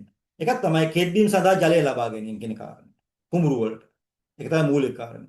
ඊළඟට මේ වගේ විවිධ අවශ්‍යතා සඳහා ජලය ගබඩා කර දෙයි. දැන් අමුණක ජලය ගබඩා කරලා තියන්න බෑ. ඒක යවන්න ඕන. මේක එහෙම නෑ ජලය ගබඩා කරන්න පුළුවන්. ඊළඟට වැවක ජලය තිබ්බොත් භූගර්භ ජල මට්ටම ඉහළට එනවා. ඒ නිසා පරිසරය සංරක්ෂණය කිරීමේ හැකියාව තියෙනවා. පරිසරය සංරක්ෂණය කිරීමේ හැකියාව තියෙනවා. මොකද භූගර්භ ජල මට්ටම ඉහළට පරිසරය හොඳින් හැදෙනවා. ගහකොළ හොඳට හැදෙනවා. අනික තමයි ජනතාව සහ සතුන්ගේ පරිහරණය සඳහා මේක භාවිතා කිරීමේ හැකියාව තියෙනවා. මේවා භාවිතා කිරීමේ හැකියාව තියෙනවා. ඉතින් මෙන්න මේ කරුණු මේකට ගොඩාක්ම හේතු වුණා. ඊළඟට මේ වැවක් ස්ථානගත කියන එක වැවක් ඉදිකිරීමේදී මූලික වශයෙන්ම කරුණු කීපයක් කරේ අවධානය කරලා එකක් තමයි කෙද්බීම් සඳහා ඉඩ තියෙනවා. නැත්නම් වැඩක් නෑ. මොකද වැව හදලා තමයි කෙද්බීම හැදුවේ. කෙද්බීම ඒ දෙකම හදලා තමයි ගම හැදුවේ. ඊට පස්සේ කෙද්බීම් සඳහා යෝග්‍ය පසක් තියෙන්න ඕනේ. භූෂමතාවක් තියෙන්න ඕනේ. ඊළඟට වැවේ ජල ධාරිතාවල පරිසරයක් තියෙන්න, උපසරියක් තියෙන්න ඕනේ. ඊට පෝෂක ප්‍රදේශයක් තියෙන ජලය එන. ඊළඟට වැවේ පත්ල පිහිටුම ඒවා යොදන්න පුළුවන් නිවැරදි ආකාරයෙන් යොදන්න පුළුවන් වෙන්න ඕනේ. වාහනවල නියම මට්ටමේ තියන්න පුළුවන් වෙන්න ඕනේ. නැත්නම් ඒවා ආරක්ෂා වෙන්නේ නැහැ. ඊළඟට ලොකුවැව් සඳහා උස් කඳු වැටි තියෙන්න ඕනේ. මොකද හේතුව ඒ වගේ බැම්ම සම්බන්ධ කරපුවන් සැරින් සැරේ ඒක හයි වෙනවා. දැන් පරාක්‍රම සමුද්‍රය තියෙන්නේ. ඊළඟට මේ කොහෙද වාහකඩ වැවේ තියෙන බැම්ම කඩලා තියෙන්නේ.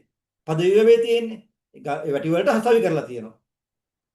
ඊළඟට විශාල වැව සඳහා පාෂාණ භූගත අපි කියන්නේ මව් පාෂාණය කියන එක තියෙන්න ඕනේ. බැවුම් වෙන්න ඕනේ. වැව පැත්තට. එතකොට ජලයේ කාන්දු වෙලා යන්නේ නැහැ බැම්ම අතරින්.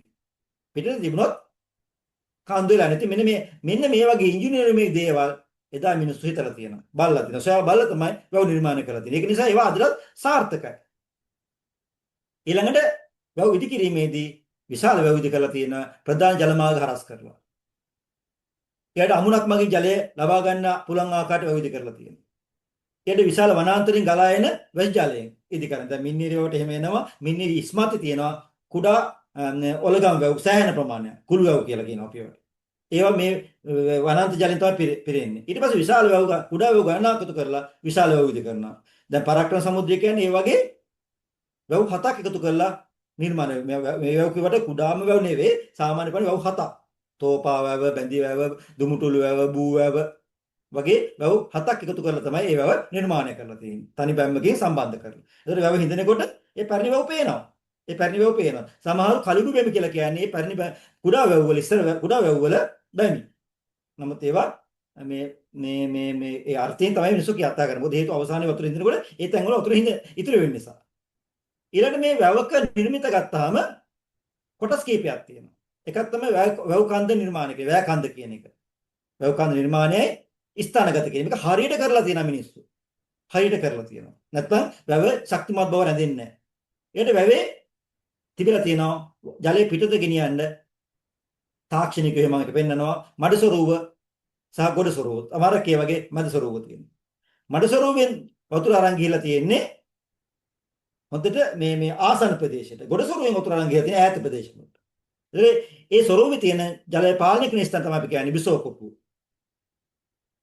ඊට පස්සේ ඇතම් වැව් වලට විශාල වැව් වලට ජලය ඇතුල් වෙන ස්ථානෙ තිබිලා තියෙනවා. ඇතුළු වාන කියලා ස්ථානයක්. ඒ කියන්නේ ගල් වැටියක් තියෙනවා.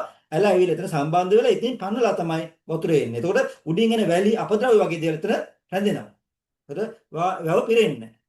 පිටවාන කියලා කියන්නේ වැවේ අතිරික්ත ජලය පිට වෙලා වැව ආරක්ෂා කිරීම. ඊට අමතරව වැවේ තියෙනවා ඉස්වැටි, කලිගු බැමි, කුළු වැව කියලා කියන්නේ කැලෑ වැව කියන ඒවා. වැවේ ඉස්මත්තක් තියෙනවා. මම එක පෙන්නන්නම් අපේ මේ පර්යේෂකෙක් ඉන්නවා මේ චමින්ද මීමනගේ නලින් චමින්ද මීමනගේ එතුමා හදපු මේ ඔය ජලගත වැව් පද්ධතිය එක්ක සම්බන්ධ වෙන හොඳ මේකක් තියෙනවා. මේක පෙන්නන්න. ඒකෙන් අඳුරක තේරුම් ගන්නකොට මේකේ පිහිටීම කොහොමද කියන එක. මේ තියෙන වාහකඩ වැවේ මේ බැම්මට සම්බන්ධ කරලා මේ සාබය කන්ද මේකට සම්බන්ධ කරලා තියෙන්නේ. අර මම ඉස්සෙල්ලා කිව්ව කාරණේ. ඒ ඉනාමලුව තියෙනවා. සංහිඳ තියෙන මේ දෙකම ආගමික කටයුතු කරන. ඉනාමලුව තමයි ওই දේවාල ආරාමයේ තියෙන එකේ. සංහිඳ තමයි කුඩා ගාමි වැව් ආශ්‍රිතව තියෙනවා පූජනීය වෘක්ෂයක්. ඒක සමහරට මී ගහක් වෙන්න පුළුවන්, ඒක සමහරට නා ගහක් වෙන්න පුළුවන්, ඒක සමහරට මේ කුඹුක් ගහක් වෙන්න පුළුවන්. මිනිස්සු එතනට පහන් පත්තු කරනවා. ගම්බාර දෙයියන්. දියකට පහන කියලා කියන්නේ දැවේ ජල මට්ටම මයින් ස්ථානය. වෝට් ලෙවල් එක මයින් ස්ථානය. රළපනාව කියලා කියන්නේ වැවේ ජලයෙන් ඇති කරන මේ රළ ගතිය නිසා වැව් බැම්ම කාදනීය වළක්වන්න හදපු ව්‍යුහය. සැඩපනාවක් නැහැනේ ජල මාර්ගවල. මේකේ මේ වැව්ක ඒක තියෙන්නේ ජල මාර්ගවල. ඒ නිසා අමුණේ හැදුවේ සැඩපනාව. මේක හැදුවා රළපනාව. ඒතර මේ බිසෝ වැව්, පොළගම් වැව් කියලා කියන මේවා තියෙන්නේ විශාල වැව් වලට ඉස්මත්යෙන්. ඒ කියන්නේ මේ වගේ ජලය රැඳිලා තියෙනවා. මේ පාවිච්චි කරන්නේ නැහැ ගොඩක් වෙලාවට. සතුන්ගේ පරිහරණය ගන්නවා. පරිසරයට මේ පොළොවට උරලා ඒ වතුර පල්ල හැදෙන වැව් වලට එනවා. ඉතින් ඔන්න ඔය විදිහට මේ වැවක කොටස් වැව ආශ්‍රිතව නිර්මිත අපිට හඳුනා ගන්න පුළුවන්. මේවා මිනිසුන් පිහිටෝපව තියෙනවා, ස්වභාව ධර්මයෙන් පෝෂණය වෙච්ච තියෙනවා. එතකොට මෙන්න මේ වැවේ තාක්ෂණයෙන් කතා කරපුවාම තාක්ෂණයන්ග ප්‍රධාන වශයෙන්ම කිගානාවත්. ඒකත් තමයි වැව් බැම්ම. වැව් බැම්ම තමයි ජලය රැස් කිරීම මූලික වශයෙන් කරන්නේ. වැව් බැම්මට ජල රැස් වෙන්නේ නැහැ. එතකොට වැව් බැම්මක් නිර්මාණය කිරීමේදී විශාල වැව් වල නම් පිහිටි පොළොවට හාරලා එතෙන් සිට තමයි නිර්මාණය කරලා තියෙන්නේ. නිර්මාණය කරද්දී මැදට නෂ්ටියක් දාලා තියෙනවා ග්‍රැවල් වලින්. ඊට පස්සේ දෙපැත්තට කිරිමැටි දාලා ග්‍රැවල් දාලා මාරු කර කර තමයි නිර්මාණය කරලා තියෙන්නේ. ඒක හොඳට අඩිය අඟට තල්ලා තියෙන්නේ. ඒ කාලෙත් ඒව තල්ලා තියෙන්නේ. හරි ශක්තිමත්. වැව් බැම්ම නිර්මාණය කිරීම. ගොඩක් වෙලාවට එක දිග නිර්මාණය කරන්නේ නැතුව කඳු එහෙම තිබ්බොත් කඳු වැටි තිබ්බොත් ඒවට සම්බන්ධ කරනවා. ඒතකොට කොට උනම හයිය වැඩි. අයක තමයි රළපනාව කියන එක. වැව් බැම්ම කාදනය වැළැක්වීම තමයි කරන්නේ. මොකද විශාල වැව් වල හුලකින් ඇති කරනවා මූදේ වගේම වෙරළේ වගේම මේ රළ. ඒක නිතර බැම්මට වැදුනාම හේදෙනවා. ඒකට මේක නිර්මාණය කරලා තියෙන්නේ. ඊට සොරවුව. සොරවුව කියලා කියන්නේ ජල කළමනාකරණය එකක්. ඒ කියන්නේ සොරවුව නිසා තමයි අවශ්‍ය වැවේ තියෙන ජලය අවශ්‍ය ප්‍රමාණයට අවශ්‍ය මොහොතේ නිකුත් කරන්න හැකියාව තියෙන. එතන මේ තියෙන අනිවාර්යයෙන්ම සොරවුව දොරක් තියෙනවා. ඒකෙන් තමයි නිකුත් කරලා තියෙන වතුර පාර. අලමාර්ගත අයිති වෙන්නේ ජල කළමනාකරණය. සොරවුවෙන් පිට කරන ජලය යන්නේ අලමාර්ගවස්. පිටවාන කියලා කියන්නේ වැවේ ආරක්ෂාවට තියෙන එක. ඒ කියන්නේ වැඩි ජලය එළියට ගිහිල්ලා පිට කරලා මෙතනින් වැව ආරක්ෂා කරනවා. වානල කියලා කියන්නේ පිටවානෙන් යන අතිරික්ත ජලය පිට ගමන් කරන ස්ථානය. මේ තියෙන්නේ වගේ මේ රළපනාව. මේ බලන්න මේ පරාක්‍රම මේ කලාවේ රළපනාව. ඔරිජිනල් එක. මුල් කාලේක. බලන්න ගල් කුට්ටි ලස්සන කඩලා පියකට පෙර ආකාරයට සකස් කරලා තියෙනවා. වර්තමාන කවදාවත් මෙහෙම කරන්නේ නැහැ. ඒක කවදාවත් මේන රළපහර මේක වදින්නේ නැහැ ඉතින්. ඇයි මේක වැදුනට ඇතුළට යන්නේ නැහැ. හොඳට සම්බන්ධ කරලා තියෙන්නේ. දැන් මේකේ මේ මට්ටමට ජලය පිරෙනවා. මේ මට්ටමට ජලය පිරෙනවා. ඉතින් නිමාවතින් කොතරම් මිනිස් ශ්‍රමයක් මේකට වැය වෙන්නේ නැද්ද? කොතන නිමාවද තියෙන කියලා බලන්න.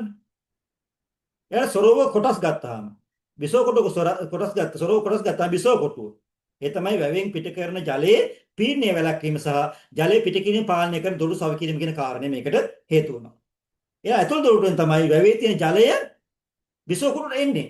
දොර අරව ගමන් එතන එනවා. අනික තමයි පිට දොරටුව. පිට දොරටුව. ඒ කියන්නේ බිසෝ කොටුවෙන් ගමන් කරන ජලය මේ වැව බැම්ම හරහා ගිහිල්ලා එළියට මුදාහරණ ස්ථානය. මම පෙන්නන්නම් ඒ ඡායාරූප. එතකොට හෙන්රි පාකර් කියන මෙන්න මේ කාරණේ.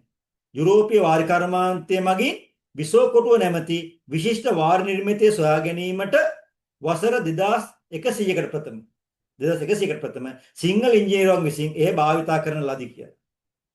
බලන්න ඒක ඉතා හොඳ දෙයක්.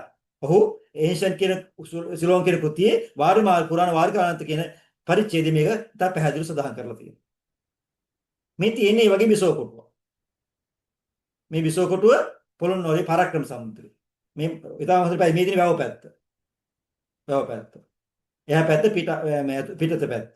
ජලය එන්නේ මෙතන මේ කොටස නිතරම ජලයට ගැටෙනවා. ඒ නිසා තමයි මේ පැත්ත හොඳට ගල් කුට්ටු වලින් නිර්මාණය කරන්නේ. මේ ගල් ගැලවෙනකොට හොඳ ගල් ලොක් දාලා තියෙන මේ ඔක්කොම ගල් ලොක්ස්. මේ ඔක්කොම ගල් ලොක්ස් තියෙන්නේ. අදටත් මේ අපි තමයි මේ කැණීම් කරේ 1996 97 කාලේ මේ තියෙන වැව බැම්ම. මේක සංරක්ෂණය කරලා තියෙන බලන්න පුළුවන්. මේ තියෙන බැම්මේ මතු පිට ස්වරූපේ. මේ තියෙන වැව බැම්ම. මේක සංරක්ෂණය කරාට පස්සේ මේ තියෙන්නේ. මේ තියෙන බිසෝ කොටුවේ මැද. මේක තමයි බිසෝ කොටුව. ස්වරූපේ පාර්ට් එක. මැද කොටස. එතකොට මෙන්න මේ විදිහට. මේ තියෙන වැව බැම්ම, මේ තියෙන බිසෝ මේ වැව, මේ බිසෝ කොටුවේ මේ මැද මෙතන තියෙන බිසෝ කොටුවේ මේ මැද කොටස කොටුව හදලා තියෙන්නේ ගල් වලින්. ඊට පස්සේ වටේට ගඩොල් දාලා නිර්මාණය කරලා තියෙනවා. ඊට පස්සේ වටේට ආපහු ගල් කුට්ටි දාලා තියෙනවා. ඒ වගේ තමයි යටින් යනවා ගල් කුට්ටි දාලා පිටට එන තැන මේ එන වතුර මෙතනින් අතොලට ඇවිල්ලා මෙතනින් පාලනය වෙනවා. මෙතන තමයි දොරටුව තිබිලා තියෙන්නේ. ලීවර් ක්‍රමයකට අරින්න පුළුවන් විදිහට. ඊට පස්සේ වේගෙන් වතුර අරිනකොට මේ ජලය උඩට ගමන් කරනවා. උඩට ගහනකොට ප්‍රෙෂර් එක නැති වෙනවා. ප්‍රෙෂර් අඩු ජලය තමයි එළියට යවම් කරන්නේ. මේ තියෙන අලපනාව. එතකොට මෙහෙම ගඩොල් දාපුවාම ඒ ගඩොල් වලට තමයි ජලයේ කාන්දුනේ ජලය උරා ගන්න. එතකොට ඒක නිසා මේකේ ප්‍රෙෂර් එක මේ පීඩනය අඩු වෙනවා. වැව බැම්ම දිය වෙන්නේ නැහැ. නැත්තම් මෙහෙම ගලම තිබොත් අනිවාර්ය ගල්ලත් වතුර යනවනේ. ගිහිල්ලා වැව බැම්ම දුර්වල වෙන්න පුළුවන්. ඉතින් ඒක එදා මිනිස්සු දැනගත්තා. මම ඒක පෙන්නන්නම්. මෙන්න මේ තියෙන්නේ විසව කොටුවෙන් පිට කරන ජලය එළියට යොමු කරන ස්ථානය. කලාවෙන් ගත්ත එක. මෙතනින් එකපාරටම දැන් සොරව විසව කොටුව අරිනකොටම වතුර පාර මේකෙන් එනවනේ. අර කොටුවට ඇවිල්ලා ප්‍රෙෂර් එක ඉවර වෙලා මෙතනින් එළිය නිකුත් වෙනවා. නිකුත් වෙනකොටම මෙතන හැරෙන්න පුළුවන්. මේ හැරෙන එක වළක්වන්න මෙතන ගල් ඇතුළුමක් දාලා තියෙනවා. මේ වගේ ගල් බේසමක් වගේ. ওই වගේම තමයි වතුර ඇතුළු වෙන තැන ගල් මේකක් දාලා තියෙනවා. එතකොට මේ විදිහට යොදලා තියෙන ආකාරයක් අපිට හඳුනා ගැනීම හැකියාව තියෙනවා. මේ තියෙන ඒ රටාව. එතකොට බිසෝ කොටුව ගත්තාම අනුරාධපුරයේ බිසෝ කොටුව වැඩි ප්‍රමාණයක් ආයත චතුරස්‍රාකාරයි. ඍජු කෝණාශ්‍රය. පොළොන්නරු යුගයේ එක හතර ස්වරූපයක් ගන්නවා. ඒකයි තියෙන විශේෂත්වය. මේ තියෙන්නේ අනුරාධපුර යුගයේ ආයත චතුරස්‍රාකාර බිසෝ කොටුව. ඒ හැඩේ නිර්මාණය කරපුවා. මේ තියෙන්නේ මේ පොළොන්නරු යුගයේ හතරස් බිසෝ කොටුව මේ බූවැව. මෙන්න මේ විදිහට තමයි ගඩොල් දාලා නිර්මාණය කරලා තියෙන්නේ. මේ තියෙන්නේ මේ බිසෝ කොටුව ඇතුලෙන් වැව බැම්ම ඇතුලෙන් ජලය එන කාණුව. මේ බලන්න ගල් වලින් ආවරණය කරලා තියෙන ආකාරය. මැද පේන ආලෝකයේ තියෙන්නේ බිසෝ කොටුව. වතුර හොඳට ගලාගෙන යනවා. මේ තියෙන මාදුරයේ ඒ ගඩොල් ආවරණය යොදලා තියෙන ආකාරය. මාදුරයේ ස්වරූපය. මේ තියෙන මේ වගේ ජලය පිට කරන ස්ථාන. මෙන්න මේ විදිහට ගඩොල් දාලා ආවරණය කරලා තියෙන මේ තියෙන වැව බැම්ම. හොඳට ශක්තිමත්ව නිර්මාණය කරලා තියෙන ගඩොල් වලින් ආවරණය කරලා ගල් දාලා හොඳට ඉර කරලා තියෙන. ඒතර කාන්දු වෙන්නේ නැහැ කීයටවත් මේ වැව බැම්මට. ඒක උස්පරිම තාක්ෂණය පාවිච්චි කරලා තියෙනවා. ඊට අමතරව කුඩා ඔය ගම් වැව වල එල්ලංගා වැව පද්ධතිය තිබුණේ මෙන්න මේ වගේ කැට ස්වරූප කියන එක. කැට ස්වරූප කියලා කියන්නේ මේ වගේ මේ සිදුරු තියෙන කොන්ක්‍රීට් මැටි කැට තිබුණා. ඒකෙන් මැදින් එළියට යන වතුර මේ නලයක් තිබුණා. මිනිස්සුන්ට වතුර ඕන වුණාම මෙතන පිඳුරු දාලා වහලා තියෙන්නේ. පිඳුරු කැල්ල අයින් කරපුවාම වතුර මේකෙන් වැක්කිරිලා අස්සෙන් ගිහිල්ලා එළියට යනවා. ඊට පස්සේ වතුර මට්ටම අඩු වුණොත් එහෙනම් මේ කැටය අයින් කරනවා. ඊට පස්සේ වතුර මේකෙන් ආයෙ වතුර බහිනවා. ඒක වතුර මේ අවශ්‍ය නැත්නම් අර පිඳුරු වෙණියකින් මේක වහලා දානවා. සරල තාක්ෂණික ව්‍යුහයක් තමයි ඒ කාලේ තිබුණේ. කුඩා ගම් වැවුල තිබුණේ ඒක දැන් ඒක අයින් කරලා පයිප් සොරු දාලා තියෙනවා. මේ තියෙන ඒ වගේ ඉස්තමේ ඒ වගේ නලයක්. මේ තියෙන පිටවාහන අතිරේක ජලය පිට කරන ස්ථාන මේ කලවය පිටවාහන. එතකොට පිටවාහන පැන්නුම මදව්ව තලව්ව වගේ නම් වලින් හඳුන්වලා තියෙනවා. මේ තියෙන්නේ කලවය පිටවාහන. අමුණක් වගේ විශාලයි. මේ තියෙන තවත් වවක පිටවාහන නිර්මාණය කළ තියෙන ආකාරය. මේ මින්නේ මාගල්ලවේ නිකවැටි මාගල්ලවේ පිටවාහන මෙතන තියෙන්නේ. මේ තියෙන මේ පරක්ක සමුද්‍රයේ තිබිච්ච පිටවාහන දැන් මේක නැහැ. මේ ඈත පේන පුරාණ පිටවාහන. මේ තියෙන්නේ මේ පහරිය වැවේ කියන එකේ ජුරාසික නිදියක් මත හදපු පිටවාහන. මේ තවත් එක පඬා වැවේ.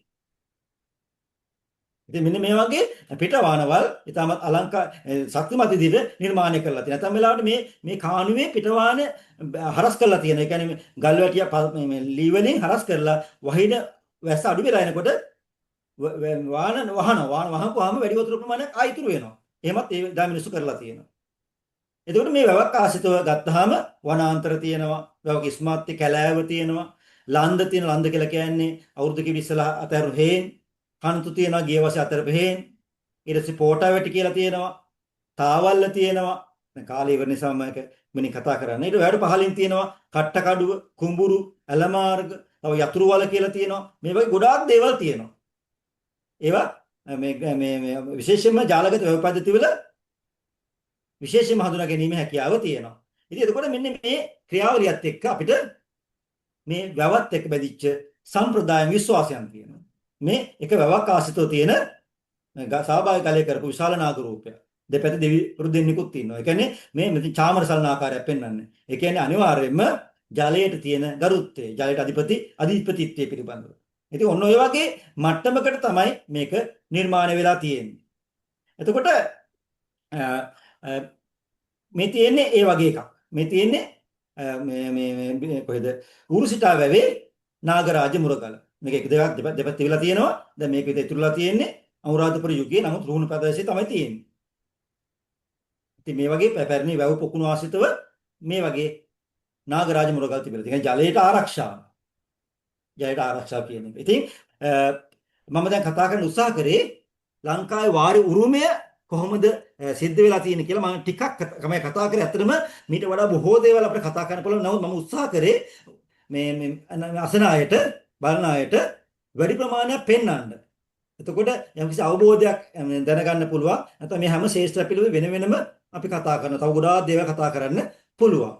ඉතින් එහෙමනම් බොහොමත් මේ ස්තුතිය කියලා මම කියනවා අසසිතු හැමෝටම. බොහොම ස්තුතියි මහාචාර්යතුමනි. අද දවසේ අපත් එක්ක සම්බන්ධ වුණේ රජරට විශ්වවිද්‍යාලයේ පුරාවිද්‍යා හා උරුම කළමනාකරණ අධ්‍යයනාංශයේ ජ්‍යෙෂ්ඨ මහාචාර්ය චන්දන රෝහණ විතානාචි මහතා. අපි මහාචාර්යතුමනි ඉක්මනින්ම ගැටලු කිහිපයක් යොමු වී තිබෙනවා. අපි ගැටලු වලට යොමු වන්න කල්පනා කළා. පළමුවෙනින්ම සරත් කුරුවිට මහත්මයා අහනවා වික්ටෝරියා රන්දෙනිගල වැනි නවීන මෙගා ටැන්ක්ස් විදිහට ගත්තොත් මෙගා ටැන්ක්ස් වල ප්‍රධාන වශයෙන්ම විදුලි බල උත්පාදනය සඳහා මේ ඕල්ඩ් කැස්කේඩ් සිස්ටම් එකෙන් ඇති කරන බලපෑම කුමක්ද කියලා.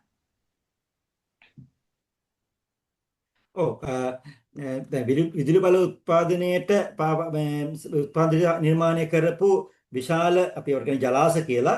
ඒ ජලාශ සහ කැස්කේඩ් ජාලගත වැව් පද්ධතිය අතර සම්බන්ධතාවක් නැහැ. මොකද හේතුව ජාලගත වැව් පද්ධතිය තියෙන්නේ වේලි කලාපයේ තනිතලා ප්‍රදේශවල. අර විදුලි බලය උත්පාදනය නිර්මාණය කරපු ඔක්කොම වැව් තියෙන්නේ ජලාශ තියෙන්නේ කඳුකර ප්‍රදේශවල. එතකොට මේ දෙක අතර සම්බන්ධතාවක් නැහැ. කඳුකර ප්‍රදේශවල වැව් තිබ්බට ඒවා හුදකලා වැව් ඒවා ජාලගත ක්‍රමයට නැත්නම් තිරස් ජාලගත හෝ කැස්කේඩ් වැව් ක්‍රමයට සම්බන්ධ වෙන්නේ නැහැ. ඒ නිසා ඒක ක්‍රම දෙකක්. මේ අරක කෙලින්ම මේ කුෂිකාර්මික ජල සම්පාදනය, ග්‍රාමීය ජල සම්පාදනය අරක මේක ජලාශය වලට සම්බන්ධ වෙන්නේ නැහැ. මහාචාර්යතුමනි සරත් කුරුවිට මහතාගේ දෙවන ප්‍රශ්නය වෙන්නේ කාලගුණය මත රඳා පවතින නිසා මේ පැරණි ක්‍රමය උපකාරී වෙනවද කියලා අහනවා මේ එහෙම නැත්නම් කිසියම් වෙනස් කිරීමක් තිබෙනවද කියලා අහනවා. ඒක අහලා තියෙන්නේ being weather dependent how will the old system help us to eradicate hunger any modifications. ඇත්ත වශයෙන්ම දැන් මේ කාලගුණික විපර්යාස කෙරෙහි ලංකාවේ මේ වාරි කර්මාන්තයේ ප්‍රබල ලෙස මේ සම්බන්ධයක් තියෙනවා. ඒ කියන්නේ කාලගුණ විපර්යාසයන් ඇතිවෙච්ච යහපත් ප්‍රතිඵල මේ වැඩි දියුණු කර මේ සාර්ථක මේක නැති කරගන්න මේ වැව් බලපෑම. උදාහරණයක් වශයෙන් ගත්තොත් එහෙම පළවෙනි වලගම්බා මේ කියන්නේ මේ වට්ටගම අබේරජු කාලේදී ඇති වුණා මේ දරුණු මේ සාගතයක්. ඉතින් ඒතකොට ඒ ගොඩක් වෙලාවට ඒක සිද්ධ වෙන්න බලපෑව කියලා කියනවා මේ චෝල ආක්‍රමණ වලින් ඇතිවෙච්ච මේ වැව් නිර්මාණ විනාශ කිරීම වගේ කරුණු. ඉතින් එතකොට ඒකත් එක්ක ස්වාභාවික එල්ලිනෝ වගේ තත්ත්වයන් ඇති වෙන්න ඇති. ඉතින් එතකොට මේ රජවරු ගොඩක් වෙලාවට ඒ රජු සහ ඊට ඔහේ පස්සේ මේ සම්බන්ධ වෙච්ච රාජරපතතු ගජබාහු වගේ රජවරු ඕහරි මේ වෙතිස්ස වගේ රජවරු මේ ඒ ගම්වැව් විශාල වශයෙන් ප්‍රතිසංස්කරණය කරා. ප්‍රතිසංස්කරණය කරලා ඒවා මේ ශක්තිමත් කරලා ජනතාව ලබා දුන්නා. ඒකෙන් පැහැදිලි ඒ අර අත්දැකීම ඒ කාලගුණික වෙනස්යෙන් ඇතිවෙච්ච අයහපත් අත්දැකීම වර්ධනය කරගන්න නම් මේ වගේ වැව් අමුණු ශක්තිමත් කරොත් ගොඩාක්ම වැදගත් වෙනවා. ඒක ගම්වැව් කියලා කියන්නේ ගමින් ගමට එක වැවක් නෙවෙයි රාශියක් තියෙනවා. ජාලගත තිරස් ජාලගත නැත්නම් එල්ලංගා වැව් පද්ධතිය වල තියෙන විශේෂත්වය තමයි එක වැව එක ගමකට තියෙන වැව් 3-4. දැන් අපේ මම ඉන්න මේ ගමේ මම දේශනය කරන ස්ථානයේ අපේ ගෙදර ඉස්සරහට තියෙන කුඩා ගම්වැවක්. ඊට එහයින් තියෙන තවත් වැවක් ඉස්මත්තේ. ඒ ළඟ විනාඩි 5ක් ඇතුළත වැව් 5කට 6කට යන්න පුළුවන්. ඉතින් මේ සමහර වැව් වල කුඹුරු තියෙනවා සමහර වලට කුඹුරු නැහැ. එතකොට ඒ පරිසරයත් එක්ක තමයි බද්ධ වෙලා තියෙන්නේ. පරිසර සුරක්ෂිතතාවය තමයි කරලා තියෙන්නේ. ඒක හොඳ අඳුන ගන්න පුළුවන් රජරට සහ සත්කෝරණි. හොඳයි මහාචාර්යතුමනි සිසාර අරුම පෙරම මහතා මීට පැයකට පමණ කලින් මැසේජ් වලට දාලා තියෙනවා අපිට ප්‍රශ්නයක්. ඒක තමයි මහාචාර්යතුමනි වාරිමාර්ග පද්ධතිය සහ වාරිමාර්ග ව්‍යුහයන් අතර වෙනස කුමක්ද? වාරිමාර්ග අධ්‍යයනයන්හි වියලි කලාපයේ වැදගත් වන්නේ ඇයි? වාරිමාර්ග පද්ධතියක් කියලා කියපුවාම එකක් නෙවෙයි. ඒවා එකිනෙක බද්ධිත ජාල. දැන් උදාහරණයක් වශයෙන් ගත්තොත් එහෙම ක්‍රිස්තු වර්ෂ 6-7 වෙනකොට ලංකාවේ මේ වාරිමාර්ග පද්ධතියක් බිහි වුණා. ඒ කියන්නේ ගංගා නිම්නාතර අන්තර්ජල හෝමාර. දැන් උදාහරණයක් වශයෙන් ගත්තොත් කලාවැවේ ජලය අරංගියා යෝධැල ඔස්සේ මල්වතොයි නිම්නයේ තියෙන තිසා වැවට. ඒකින් ජලය බෙදුවා බසවක් කුලමට අනිකුත් වලට. ඒතර කලාවැවට ජලය මදි වෙනකොට ඒකට ජලය ලබා ගන්න අබංගග නිම්නයේ තියෙන මේ නාලන්දා පැත්තෙන් ගලා බසින දෙමදොය හරස් කරලා අමුණක් බැඳලා ඒකේ වතුර ගත්තා කලා ඔයේ ඉහත්තාව වන දඹුලෝයට. ඊළඟට දඹුලෝයේ වතුර තමයි කලාවට. ඒතකොට ගංගා නිම්න තුනක් මහවැලි නිම්නයයි කලාවේ නිම්නය සහ මල්වත නිම්නය කියන තුනම සම්බන්ධ කරා එකින් එකට. එතකොට මේවා පද්ධති. එතකොට ඊට අමතරව අනිත් පද්ධතිය තමයි කුඩා ගම්වැව් පද්ධතිය කියන්නේ. අර මහා පරිමාණ වාරි පද්ධතිය කුඩා ගම්වැව් පද්ධතිය. ඒ කියන්නේ කැස්කේඩ් කියලා කියන්නේ ඒක. ජාලගත වැව පද්ධතිය එල්ලංගා පද්ධතිය කියන්නේ කුඩා වැවක සිට පල්ලෙහාට එකිනෙක බද්ධ වෙච්ච වැව් පද්ධතිය නිර්මාණය වෙනවා. ගම්වැව් පද්ධතිය උඩ වැව කුඩායි. නමුත් පල්ලෙහාට එන්න මේ වැව් විශාල වෙනවා. මොකද උඩ වතුරත් මේකට දරන්න පුළුවන් වෙන අවසානයේදී. මොකද උඩ වතුර කුඹුර වල පාවිච්චි කරලා ඒ වතුර ආයකතු වෙලා ඊළඟ වැවට ඇවිල්ලා ඊළඟට ආපුව පෙරිලා ඊළඟ වැවට ඇවිල්ලා එහෙම නෙන්නේ. ඊට මහා වර්ෂා කාලකදී ආවත් ඒ වතුර මේ වාණෙන් ඇවිල්ලා ඊළඟ වැවට එනවා. ඒකට මේ වැව ඔරුත් දෙන්න ඕනේ මේ විශාල කර. දැන් වර්තමානයේ අපි දකින දෙයක් තමයි වාරි ප්‍රතිසංස්කරණයේ පද්ධතියෙන් ප්‍රතිසංස්කරණය කරන්නේ නැහැ. මැද හෝ කොහේරි වැව තෝර ගන්නවා. එතකොට වෙන්නේ ඒක හදනවා උඩින් එන වතුර පාර සෝ මේකේ තියෙන වතුර පාර ඔරුත් දෙන්නේ පල්ලේ වැව ටික ඔක්කොම කඩාගෙන යනවා. ඒතර එදා මිනිස්සු එහෙම නෙවෙයි උඩ වැවේ ධාරිතාව ගැන සලකලා බලලා තමයි ඊළඟ වැව නිර්මාණය කරේ. ඒක අවුරුද්දක හදපු දෙයක් නෙවෙයි. මේ සමහරට මුල් වැව හදන්න ඇත්තේ මැද වැවක් හදන්න ඇත්තේ කිස්තු පූර්ව යුගයේ වෙන්න පුළුවන්. ඊළඟ වැව හදන්න ඇත්තේ කිස්තු වර්ෂ පළවෙනි සියවසේ වෙන්න පුළුවන්. ඊළඟ කිස්තු වර්ෂ පස්වෙනි සියවසේ වෙන්න පුළුවන්. අනිත් එක මේ පොළොන්නරු යුගයේ වෙන්න පුළුවන්. ඉතින් කාලෙත් එක නමුත් මිනිස්සු ඒ භූමිය හැසිරෙන ආකාරය ජලය හැසිරෙන ආකාරය ගැන බලලා තමයි ඒව නිර්මාණය. ඒතර මේ දෙකම පද්ධති. ඒතර මේ පද්ධති වියලි කලාපය වාරි කලාපයේ වියලි කලාපය දගත් වෙන්නේ අපිට අධ්‍යයනය කරන්න පුළුවන් පුරාණ වාරි නිර්මාණ පිළිබඳ පැහැදිලි සාක්ෂි බිහි වෙන්නේ වියලි කලාපය නිසා. ඒකයි හේතුව. බොහොම ස්තුතියි මහාචාර්යතුමනි. කීප දෙනෙක් අත ඔසවාගෙන සිටිනවා. අපි ඒ ප්‍රශ්නවලට මේ පළමු ප්‍රශ්න අවසානයේදී පැමිණෙන බවට කියන්න කැමැතියි. ඒ වගේම අනුෂා මහත්මිය ප්‍රශ්නයක් යොමු කළා තියෙනවා. මෙය පෞද්ගලිකව ලැබුණු පණිවිඩයක්. මහාචාර්යතුමා පෙන්නවා ගල් කඩපු ආකාරයේ රූප සටහන් අනුරාධපුර යුගයේ වෘත්තාකාර හිල් සහ ඊට පසු කාලයක වෙනස් ආකාරයක හිල් විදලා තිබුණා. මේ ආකාරයෙන් හිල් විදීමෙන් ගල කඩාගන්නේ කෙසේදයි පැහැදිලි කරලා දෙන්න පුළුවන්ද? ඔව් ඒක කරන්නේ මේ අනුරාධපුර යුගයේදී ඕවලාකාර මේ කැඩුම් සලකුණු ගත්තේ මේ ඊළඟට අනුරාධපුර පොළොන්නරු යුගයේදී ඒක මේ ආයත චතුරස්‍රාකාරය. ඉතින් කරන්නේ ගලේ දුර්වල ස්ථාන තෝර ගන්නවා. ගලේ දුර්වල ස්ථාන තෝරගෙන සාමාන්‍ය අඟල් 4ක් විතර වාගේ යටට මේ එතන හාරනවා. ළඟින් ළඟ හාරනවා. කටුවකේ මිටිමින් තමයි හාරන්නේ. හාරලා ඒ එක දිගට දානවා කුඤ්ඤ ගල් කුඤ්ඤ මේ යකඩේ වාණි කුඤ්ඤ දානොත් මේ සමහර එකක් දෙකක් අරලා දාන්නත් පුළුවන්. දාලා ගිහිල්ලා මිටියකින් ගහගෙන යනවා. ඒතකොට අතින් දුර්වලලා තියෙන එක එහෙම පුපුරලා වෙන් වෙනවා. ඒක තමයි ක්‍රමවේදය. හොඳයි. තව ප්‍රශ්නයක් යොමු වී තිබෙනවා බන්දුල හුලන්ගම මහතාගෙන්. මඩ හොරවුව. Where was this positioned in the lake? Close to the Horowa or to the deep end of the lake? Also, Bisokotuwa, where is it positioned in the lake? Is it close to the release gate or to the shallow end opposite to the release or deep end? එක ප්‍රශ්නයක් මහාචාර්යතුමනි අපි මුලින්ම මේ ප්‍රශ්නෙට පිළිතුරු ලබා දෙමු. ඔව් සාමාන්‍යයෙන් මඩසොර දැන් මේ විශාල වැව්වල ඒ කියන්නේ මහ වැව් කියලා අපි කියමුකෝ. මහ වැව්වල මඩසොරව සහ ගොඩසොරව කියලා දෙකක් තිබුණා. එතකොට මේ මඩසොරව තියෙන්නේ වැවේ ගැඹුරුම ස්ථානේ. වැවේ ගැඹුරුම ස්ථානේ. ඒ කියන්නේ බන්ටක හරින් ගොඩකට මැද වගේ කිට්ටුව තමයි මැද තමයි බර වෙන්නේ. එතනදී ඒකේ තියෙන විශේෂත්වය තමයි මේ වැව යම් මට්ටමකට වතුර පිරලා තිබුණා එතනින් සම්පූර්ණ වතුර ටික වැවින් පෙට්ට ගන්න පුළුවන්. එතකොට පැරණි මිනිස්සු දන්නවා මේ සැරේ වැස්ස අඩුයි. එහෙමනම් අපි මේ ආසන්න ප්‍රමාණයේ වැව් ටික කුඹුරු ටික වගා කරමු කියලා. අපි කියන්නේ බෙදන ක්‍රමයකට වගා කරමු කියලා. ඒතකොට මිනිස්සු මේ මඩහොරු ආසන්නයේ තියෙන කුඹුරු ටික බෙදා ගන්නවා අර අනිත් කුඹුරු වලට හැම ඒ කියන්නේ අයිතිය වෙන කෙනෙක් වුණත් හැමෝටම පොඩ පොඩ හරි දෙනවා සමානව දෙනවා. එතකොට දීලා මේ මඩහොරුවෙන් ජලය ලබා ගන්න. අවසන් දක්වම ගන්න පුළුවන්. එතකොට මේ ගොඩසොරුව තියෙන්නේ වැවේ මේ ටිකක් ඈත කෙලවට වෙන්න. එතකොට ඒක පතුල ඒ හැරි පතුල තිබ්බට ඒ පතුල මේ පහළ ඔය වැවේ පහළම හරිය නෙවෙයි. එතන පහළ හරිය. එතකොට එතනින් වැව උපරිම පිරුණාට පස්සේ ඒ හරින් එතනින් වතුර ගන්න පුළුවන්. එතකොට සමස්ත යායම ගොඩක් වට මහා කන්නේ වගේ තැනකදී ඊසාන දිග මෝසම වෙන මහා කන්නේ වගේ තැනක අවස්ථාවකදී මේ ගොඩසොරුවෙන් වතුර අරගෙන අර ඈත තියෙන කුඹුරු සස්ත්‍රීය කර ගන්නවා.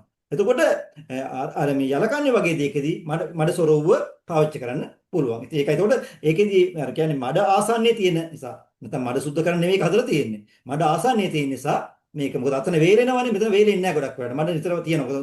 අවසානයේ වතුර එකතු වෙන අවසාන කොටසනේ. ඒ නිසා ඒක මඩ සොරුවක සමහර විශාල වැව්වල තියෙනවා. මැද සොරුවකලෙකුත් තියෙනවා. ඒ කියන්නේ ওই වගේම සොරුවක් මම තියෙන පඬා වැවේ ඒ වගේ මැද සොරුවක් තිබිච්ච බවට සාක්ෂි තියෙනවා. බොහොම ස්තුතියි මහාචාර්යතුමනි. ඔහුගේ දෙවන ප්‍රශ්නය How did they assess as we understand today the required strength of the Bisokotu etc. the thickness and height etc. the Naga symbol, can we say it is a representative of a clan who demonstrated their skill in this trade? ඔව් දැන් අපි දන්නවා දැන් මේ බිසෝ ජලය කියලා කියන්නේ විස්මිත දෙයක්. එතකොට ලෝකේ මේ ජලය පිළිබඳ තියෙන විශ්වාස එකිනෙකට වෙනස්. එතකොට මෙන්න මේ ජලය පිළිබඳ තියෙන විශ්වාස මත පදනම් වෙලා ලෝකේ බොහෝ රටවල ජලය නාගයත් එක්ක භූමියේ ලැබෙන්නේ පොළොවෙන් ලැබෙන්නේ. එතකොට මිනිස්සු අපි කියන්නේ නාග ලෝකේ තියෙන පොළොවට කියන කතාවට කියන්නේ. එතකොට ඕක ඉන්දියාවෙත් තියෙන සංකල්පය. ලෝක වෙන රටවලත් තියෙනවා. එතකොට ශිෂ්ටාචාරවල. එතකොට මේ පොළොවේ ලැබෙන දේ අයිති මේ භූමියට කියන සංකල්පයත් එක්ක මේ නාගයාට මේක නාග දෙවියන්ට මේක සම්බන්ධ කරනවා. එතකොට ඒ නිසා තමයි ඒ විශ්වාසත් එක්ක තමයි ඉන්දියාව ලංකාව වගේ රටවල් වල මේ ජලාශ නිර්මාණත් එක්ක මේ නාග රූපේ දාලා තියෙන්නේ. එතකොට සමහර තැන්වල කෙලින්ම වෙනම සම්බන්ධ කරලා තියෙනවා. සමහර තැන් ස්වාභාවික ගල නිර්මාණය කරලා තියෙනවා. සමහරක සොරවසල් නිර්මාණය කරලා තියෙනවා. සමහරක් වෙලාවට මේ බිසෝකුඩ ඇතුළත් නිර්මාණය කරපු අවස්ථාවක් තියෙනවා. ඉතින් ඒ වගේ දේවල් අපිට හඳුනා ගන්න පුළුවන්. හොඳයි මහාචාර්යතුමනි අපිට අත් එසවීම් තුනක් පේනවා. පළවෙනියට අත ඔසවලා තියෙන්නේ සමන්ත පින්නපොළගේ. අපි අවස්ථාව ලබා දෙමු. පළවෙනි එක මහාචාර්යතුමනි ඔබ සඳහන් කරපු විදිහට අර කුණු බදාම වලට අමතරව වෙන මොන හරි සංයුතියකින් බදාම සාදගත්ත බවට එහෙම මොනම හරි සාක්ෂි තියනවද? ඔව් මේ ඇත්තටම දැන් මේ මම ගොඩක් බදාම වර්ග අධ්‍යයනය කරලා තියෙනවා සයිට්ස් වල ඉඳලම. එතකොට මේ දැන් අනිකුත් ස්ථානවල දැන් ගොඩ ඉදිකිරීම් වලදී ගොඩක් වෙලාවට හුණුත් එක්ක ඔය ගඩොල් කුඩු වගේ දේවල් මිශ්‍ර කරලා අරන් තියෙනවා. ඒ පැරණි ඉදිකිරීම් වල තමයි ඒවා තියෙනවා. අද අපි පාවිච්චි කරන්නේ ඒ ක්‍රමවේදයම තමයි අද අනුරාධපුරේ අපි කරන සංරක්ෂණයේදී පාවිච්චි කරන්නේ. ඒ හුණු මිශ්‍ර හුණු ගඩොල් කුඩු වගේ මිශ්‍ර දෙයක්. බදාමයක්. මේ එතකොට නමුත් වාර නිර්මාණවලදී ප්‍රධාන වශයෙන්ම අරන් තියෙන්නේ හුණු. මොකද හුණු හොඳට මෙයා කරලා කුඩු කරලා අරගත්තාම ඒක මේ වතුරත් එක්ක ගැටෙනකොට හොඳට ශක්තිමත් වෙනවා. ඒ කියන්නේ වතුර වැටෙන්න තමයි ශක්තිමත් වෙන්නේ. ඒ නිසා හුණු තමයි ප්‍රධාන මාධ්‍ය. මම විශ්ලේෂණය කළ බලපුවා මට ලැබුණේ හුණුම තමයි. ජිප්සම් කියන එක. ඔබ විශ්වාස මහාචාර්යතුමනි දෙවෙනි ප්‍රශ්නේ මහාචාර්යතුමනි මේ මගේ මට ඇහුණා හරිනම් පතහ කියලා වචනයක් මහාචාර්යතුමා පාවිච්චි කරා. ඒකෙදී ඒ කියන්නේ ස්වභාවික පහත් බිම් විතරද පතහ කියලා මේ හඳුන්වන්නේ. එහෙම නැත්නම් මේ කියන්නේ මේ මෑන් මේඩ් ඒවත් තිබිලා තියෙනවද? නෑ මේ ඇත්තටම මේ පසු කාලීන මිනිස්සු පතස් මේ ලොක් කරගෙන තියෙනවා, ලිං වගේ හදාගෙන තියෙනවා. නමුත් ස්වාභාවික නිර්මාණය වෙච්ච දේවල් තමයි දේවල් වල තමයි මේ පතහ කියලා කියන්නේ. ඕක මේ හරිශ්චන්ද්‍ර මහත්තයා විශ්වකෝෂේ කියනවා ස්වාභාවික දියවල කියලා කියන්නේ පතහ කියන්නේ. එතකොට දැන් කඳුකර ප්‍රදේශවල පතස් තියෙනවා. ඒවට ටිකක් ගැඹුරුයි. දැන් වේලි කලාපේ අර තැනතලා වතුර විසිරලා යන තැන් තියෙන ගල් වැටි ආශ්‍රිතව. දැන් උදාහරණයක් වශයෙන් සිතුල්පව්ව ගිහිල්ලා තියෙනවා නම් සිතුල්පව්වේ අර ලොකු පොකුණක් තියෙන පල්ලෙන්. එතන ගල් වැටි දෙක අතර අනිවාර්යෙන් වලක් හැදෙන්න ඕනේ. ඉතින් ඒ වල ආශ්‍රිතව පල්ලෙන් බැඳ මේක පොකුණක් බවට පත් වුණා. ඒ වගේ දේවල් කරලා තියෙනවා. ඊට පස්සේ වෙස්සගිරිය ගන්න. වෙස්සගිරිය ආශ්‍රිතව තියෙනවා. ඔයගොල්ලෝ වෙස්සගිරිය දැකලා තියෙනවනේ, ගිහිලා තියෙනවනේ. වෙස්සගිරියෙන් දිගටම යන ගල් වැටියක්. ඒක අබේගිරිනුත් යනවා. දීඝපාසානය කියලා කියන්නේ.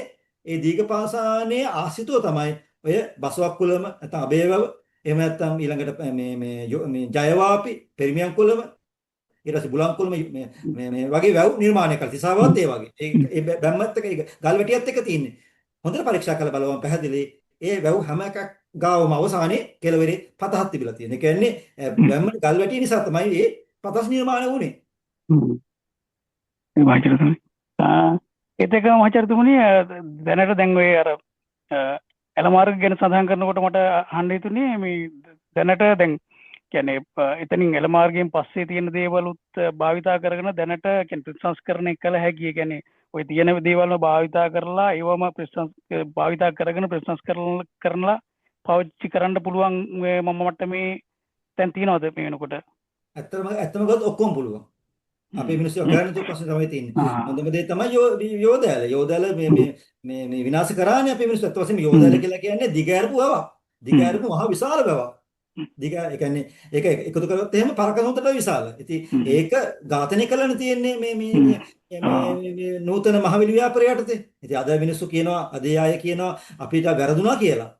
මේ නමුත් එදා ඒක ස්වාභාවිකයේ මේ සමුච්ච රේඛා සමුච්ච අතරින් ගිහිල්ලා පරිසරයට ජලය ලබා දෙමින් තමයි තිසාවදක් වගේ. ඔවට පරිසරය පෝෂණය කරමින්. නමුත් ඊට පස්සේ මොකද ජයව කරේ කොන්ක්‍රීට් කරලා කෙලින් හැදුවා සමුච්ච කපාගෙන ගැඹුරින්. ඒතර වතුර පාරේ වේගෙන් යන මිසක පරිසරයට දෙන්නේ නැහැ. ඒ නිසා තමයි අදරත් ඔය තලාව පැත්තේ ඇතම් ප්‍රදේශ මේ තලාව කියන්නේ සමුත් එක පැත්තේ ඇතම් ප්‍රදේශ අදරත් වේලි. නමුත් යෝධයල යනවා අලුත් යෝධයල. නමුත් තලාව පැත්තෙන් යන යෝධයලේ ඒ යෝධයල තව ඉතුරුලා තියෙන තැන් කොටස් තියෙනවා. ඒ තැන් වලින් තාමත් ඒ පරිසරය හොඳට තියෙනවා. ඒකයි තියෙන විශ්වාසය. ඒතකොට ඒක අදට ප්‍රතිසංස්කරණය කරන්න පුළුවන්. අදට ප්‍රතිසංස්කරණය කරලා තියෙන එක යෝධ ලෝකුරුම බවට පත් කරන්න පුළුවන්. ඒක ඇත්ත වශයෙන්ම ඒකට මේ බලපෑම් කරන්නකදී ඔබතුමාලට සම්බන්ධ වෙන්න පුළුවන් මේ HL එකට සම්බන්ධ වෙන්න පුළුවන්. මොකද අපි කරව පරිශ්‍රණ තියෙනවා මමයි අපේ පොන්සේකා කියලා මහත්මයෙක් කියන එතුමත් එක්ක හොඳ පරිශ්‍රණයක් කරලා තියෙනවා. ඒකේ තියෙන දිය කලී පිළිබඳව. ඉතින් ඒක සුවිශේෂ තාක්ෂණයක්. ඉතින් ඒවත් ආරක්ෂා කරගනිමින් යෝධර යලි ප්‍රතිසංස්කරණය කරන්න පුළුවන් පුරාණයක්. මහේෂ් මහත්මයා ඉන්නවා. මහේෂ් හෙට්ටිආරච්චි මහත්මයා ඔබට තිබෙන ප්‍රශ්නය අප කතා කළොත්. මහාචාර්යතුමනි මේ මට තියෙන ප්‍රශ්නය තමයි ප්‍රශ්න දෙකක් ඇත්තටම පොඩි ප්‍රශ්න දෙකක්. පළවෙනි ප්‍රශ්නය තමයි අපේ වාරි මාර්ග ගැන නිතරම තියෙන්නේ උතුරු මැද පළාතෙන් දකුණු පැත්තට වෙන්න. උතුරු මැද පළාතෙන් උතුරට වෙන්න අපිට සාක්ෂි තියෙනවාද අපේ වාරි පද්ධතිය ගැන ආදි මුතුන් මිත්තන් වාරි පද්ධතිය හැදුව හැටි උතුරේදී. සහ මේ බිසෝ කොටුවටයි බිසෝ කොටුව කියන්නේ. ඔන්න ඔය ප්‍රශ්න දෙක තමයි මට දෙන්නේ. පළවෙනි එකට උත්තර දෙන්න. ඇත්තටම අපේ මේ මහවැව් කියන මහවැව් සංස්කෘතිය වවුනියන් එහා තියෙන ඉරණමඩු වලින් නිමාවටපත් වෙනවා. වවුනියන් එහා තියෙන ඉරණමඩු වලින් මේ කිල්නොච්චි ආසන්නයේ තියෙන ඉරණමඩු වලින් නිමාවටපත් වෙනවා. ඊට පස්සේ ටික දුරක් යනකම් තියෙනවා කුඩා වැව් තියෙනවා. කුඩා වැව් සෑහෙන ප්‍රමාණයක් තියෙනවා යම් පොඩි වැව් තියෙනවා. ඉතින් එහාට අපිට විශේෂම යාපනයේ ඇතුළු ඒ තැන්වල වාරි පද්ධතිය දකින්න බෑ. පොඩි වැව් වගේ තියෙනවා. නමුත් ඒව දකින්න ලැබෙන්නේ නැහැ. ওই පද්ධති කියන ඒවාත් දකින්න ලැබෙන්නේ නැහැ. ඒකට එක හේතුවක් තමයි ඒ භූමියේ තියෙන්නේ ලයිම්ස්ටෝන් එක. ඒ කියන්නේ හුණු ගල් තට්ටුව තියෙන්නේ. එතකොට වැව් හැදුවට වැඩක් නැහැ.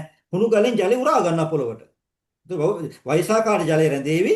ජලය ඕන කාලට වතුර තියෙන්නේ නැහනේ.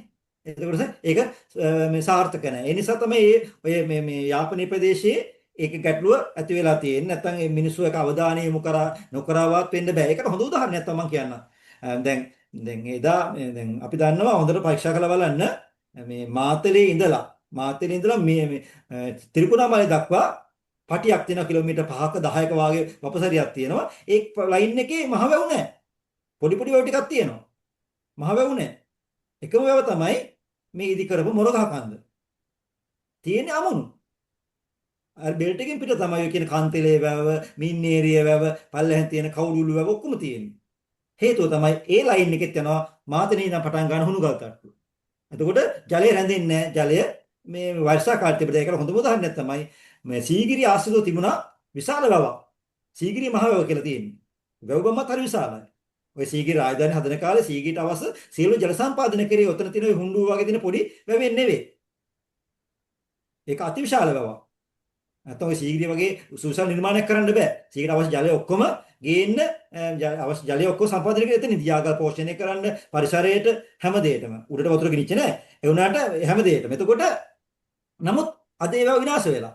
ඒක ඒ කාලේ විනාශ වුණේ හේතුව තමයි ඒ වැව සීගිරියේ තියෙන හුණුගල් තට්ටුවක් උඩ. සීගිරිය අර හුණුගල් තට්ටුව අයිති වෙන්නේ. ඉතින් ඒක නමුත් අර අවශ්‍යතාව නිසා හැදුවට ඒක පවතින්න බැරි වුණා. ගොඩක් වෙලාවට සීගිරිය කියන එක රාජධානිය දිගින් දිගට පවතින්න නොහැකියාව වෙන්න තත්ත්වේ අර වැවේ ජලය රඳා නොපවතීම කියන කාරණයක් ඊට පස්සේ මේ රාජධානි බිඳ වැටීමෙන් නැත්නම් පස්සේ මේක වෙන රජෙකුට උනත් හදලා ඉතින් එන්න තිබුණානේ. නමුත් ඒක විදවන්න බැරුව ඇති මේ ජලය කිය අර වැවේ ජලය රඳවා ගන්න බැරි නිසා මේ කියන මම හිතන ඉතින් ඔන්න ඔයක තමයි මූලිකම කාරණය. අනිත් ප්‍රශ්නය බිසෝ කොටුව. බිසෝ කොටුව කියන එක බිසෝරුණාපු නිසා නෙවෙයි කියන්නේ බසින කොටුව. කවුරුත් බසිනා නෙවෙයි. ජලයේ පීඩනය බස්සන කොටුව කියන එක තමයි එතන කියන්නේ. ඒ යතනින් වතුර පාර ප්‍රෙෂර් එකකින් ඇතුළට එනකොට වැවේ කටමත්තක් තියෙන වතුර එකපාරට යටින් එනකොට ලොකු ප්‍රෙෂර් එකකින් තමයි එන්නේ. ඒතර ඇවිල්ලා එකපාරටම උඩට ගහනවා බිසෝ කොටුව උඩින්.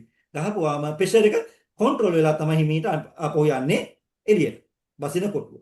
බොහොම ස්තුතියි. බොහොම ස්තුතියි.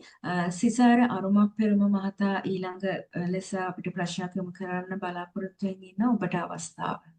බොහොම ස්තුතියි මහාචාර්යතුමනි. මගේ කෙටි ප්‍රශ්න දෙකක් තියෙනවා. එකක් තමයි වැව් කඳුරැල් පද්ධතියක් කියන්නේ මොකද්ද? ඒක කොහොමද වැදගත් වෙන්නේ කියන එක. අනිත් එක තමයි දැන් ගල් ගොඩක් අපිට පේන්න තියෙන ගල් මේ කපලා කරලා තියෙන එක ගැන ඒකට ඒ මේ චිසලෙන් හැම එක විතරද පාවිච්චි කරේ නැත්නම් වෙන මොන හරි තව ටෙක්නික්ස් ඒගොල්ලෝ පාවිච්චි කරලා තියෙනවද? බොහොම ස්තුතියි. පළවෙනි ප්‍රශ්න උත්තරේ නම් වැව් කඳුරැලි පද්ධතිය එහෙම නැත්නම් සාමාන්‍ය මේ කියන්නේ අර මේ MU තෙන්නකෝන් මහත්මයා කියන මේ එල්ලංගා පද්ධතිය කියන එක නැත්නම් මේ කවුද සියා පානබොක්ක තමයි මේක ගැන විශේෂම තාක්ෂණික වශයෙන් මුලින්ම කතා කරපු විද්වතා. එතුමා කැස්කේඩ් කියලා කියන එක සහ මම කියන තාක්ෂණික නම තිරස් ජාලගත වැව් පද්ධතිය. එතකොට මෙන්න මේක මේ එකිනෙකට මේ බද්ධ වෙච්ච වැව් පද්ධතිය විහුවක්. ඒක ලංකාවටම ආවේනික වෙච්ච මේ වාරි පද්ධතිය. විශේෂම වේල කලාපයේ මේ පරිසරයේ සමස්තයක් වශයෙන්ම පෝෂණය කරන්න බිහි වෙච්ච එකක් තමයි මේ තිරස් ජාලගත වැව් පද්ධතිය කියන එක. නැත්තම් ඔය කියන වැව් කඳුරැලි පද්ධතිය කියන එක. මේක අදටත් ගත්තොත් දැන් අද මේ ඉස්සර වැව් 30000ක විතර ප්‍රමාණයක් තිබිලා තියෙනවා වැඩි. එතකොට නමුත් මේකට දැනටත් තියෙන 18000ක් විතර ඊට ආසන්න ප්‍රමාණයක් ඒ වගේ ජාලගත වැව් පද්ධති මේ කැස්කේඩ් සිස්ටම්ස්ම තියෙනවා 600කට වැඩි ප්‍රමාණයක් ලංකාවේ විවිධ ප්‍රදේශවල. එතකොට මේ ඒ කියන්නේ වැඩිම ප්‍රමාණයක් තියෙන සත්කෝරලේ විශේෂම වාරිපොල් ලයින් එක ගත්තා වාරිපොල් ගොඩක් තියෙන ඊට අමතරව අනුරාධපුර දිස්ත්‍රික්කයේ තියෙනවා. එතකොට මේක අදටත් මහ වැව් වලින් ගොවිතැන් කරන ප්‍රමාණයට වඩා වැඩි ප්‍රමාණයක අස්වැන්න ලැබෙන්නේ මේ ගම් වැව් වලින් කුඩා වැව් වලින් කරන මේ ගොවිතැන් කටයුතු වලින්. එතකොට ඒකේ පැහැදිලි මේකේ තියෙන තිරසාරභාවය. ඉතින් ඔක්කොම තිබ්බනම් කොහොම තියෙද්දි කියලා අපිට හිතන්න පුළුවන්. අත වශයෙන් මේ පිළිබඳව මේ පරිශ්‍රණ කරා මුලින්ම මේ CR මුලින්ම වාර්තා කරලා තියෙනවා බ්‍රෝහිය වගේ විද්වතුන්. ඊට පස්සේ ඇතම් මේ විදේශික තවත් පාර්ශව කළා. ඊළඟට පාකර් පාවිච්චි කළා. මෑත භාගයේදී ඉංජිනේරු සියා පානබොක්කේ මේ විස්තර කරලා තියෙනවා. ඊට පස්සේ එමිஓ තෙන්නකෝන් විස්තර කරලා තියෙනවා. ඊළඟට CM මද්දෝ බණ්ඩාර වගේ විද්වතුන් විස්තර කරලා තියෙනවා. ඊට පස්සේ උදුල බණ්ඩාර ඖෂධහාමි වගේ විද්වතුන්. ඊට පස්සේ PB ධර්මසේන ගොඩක් ගැඹුරින් කතා කරලා තියෙනවා මේ ගැන. ඊට අමතරව නලින් චමින්ද මීමනගේ එතුමා ඊටම වැදගත් දෙයක් කරලා තියෙනවා. ඒ කියන්නේ එතුමා හදලා තියෙනවා. දැන් මට ඒක වෙලාව නැහැ පෙන්වන්න. වෙලාව තියෙනවා නම් මම පෙන්වන්නම්. එතුමා මේ ජාලක වැව් පද්ධතියක තියෙන සිස්ටම් එක සම්පූර්ණයෙන්ම හදලා තියෙනවා. මට ඒක මම ලෑස්ති කරන් තියෙනවා පෙන්වන්න. එතකොට ඒකේ එක අංග කොහොමද තියෙන කියලා එක අඳුර ගන්නත් පුළුවන්. මේක සුවිශේෂී නිර්මාණයක්. බොහොම ස්තුතියි මහාචාර්ය. ඊළඟට තව එකක් ඇහුවා මේ ගල් මේ වෙන් කරේ කොහොමද කියලා. අත වශයෙන්ම ගලේ දුර්වලතන් හඳුනගෙන ගල් කටුවයි මිටියයි තමයි පාවිච්චි කරේ. වානේ කටුවයි මිටියයි. වෙන ක්‍රම පාවිච්චි කරේ නැහැ. Okay. Thank you. බොහොම ස්තුතියි මහාචාර්ය. අවසාන ප්‍රශ්නය ලෙස අපාද වැඩසටහනේ ගන්නේ රසේන්ද්‍රගේ ප්‍රශ්නය. ඔබට පුළුවන් ඔබගේ ගැටලුවයි මහාචාර්යතුමා වෙත යොමු කරන්න. පළමුවෙන්ම බොහොම ස්තුතියි මහාචාර්යතුමනි. අපිට නොදන්න කරුණු රාශියක් අපි දැනගත්තා. මේ අදහසක් තියෙනවා ඒ කාලේ මිනිස්සු කළුගල් දිය කළා සහ කළුගල් ඇලෙව්වයි කියලා. ඒකේ යම්කිසි සත්‍යතාවයක් තියෙනවද?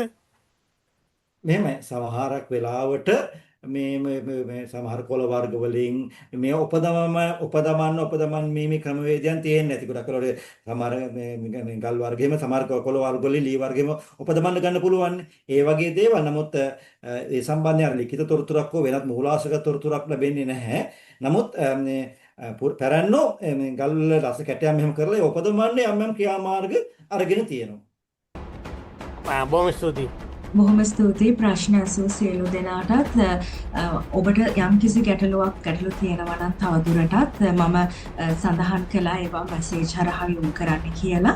ඉතින් අද දවසේ තමන්ගේ වටිනා කාලය කැප කරමින් අපත් එක්ක එකතු වුණ විශේෂ මාතෘකාවක් සාකච්ඡා කළ අපිට දැනුම කරුණු එකතු කළ ශ්‍රී ලංකා රජරට විශ්වවිද්‍යාලයේ පුරාවිද්‍යා හා උරුම කළමනාකරණ අධ්‍යයන අංශයේ ජ්‍යෙෂ්ඨ මහාචාර්ය චන්දන රෝහණ විතානාචි මහතාට අපි අපගේ ගෞරවය සහ ස්තුතිය පුද කරනවා Heritage Alliance ලංකා වෙනුවෙන් HAL Talks වල 2026 වර්ෂයේ 3 වන වැඩසටහන සමගින් සම්බන්ධ වුණාට.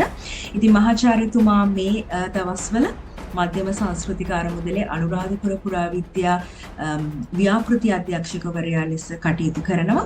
ඉතින් එම වැඩ කටයුතු ඉතාමත් හොඳින් සිද්ධ වෙලා සාර්ථක වෙලා සමාජයට වටිනා කියන යමක් ලංකාවට ලෝකයට ලබා දෙන්න කියලා එකතු කරන ගමන් එහිදී පොඩි දෙයක් මතක් කරන්න කැමතියි මහාචාර්යතුමා. එහිදී සිදු කරනවා අනුරාධපුර ලෝක උරුම අඩවියට අයත් මහා විහාරය, අභයගිරිය, ජේතවනය වැනි පූජනීය භූමි ආශ්‍රිතව සිදු කෙරෙන නව පුරාවිද්‍යාත්මක කැණීම් ඒ වගේම ගවේෂණ උරුම සංරක්ෂණ කටයුතු එතුමාගේ ඍජු අධීක්ෂණයේ හා මඟ පෙන්වීම යටතේ මේ දිනවල සිද්ධ වෙනවා. ඉතින් ඒ වැඩ කටයුතු වලටත් ඉතාමත් හොඳ දෙයක් ප්‍රාර්ථනා කරමින් අපි HAL Talks වෙනුවෙන් ඒ දේ ප්‍රාර්ථනා කරන ගමන් අද අපේ අනුග්‍රාහක බවටත් නැවත මතක් කරනවා.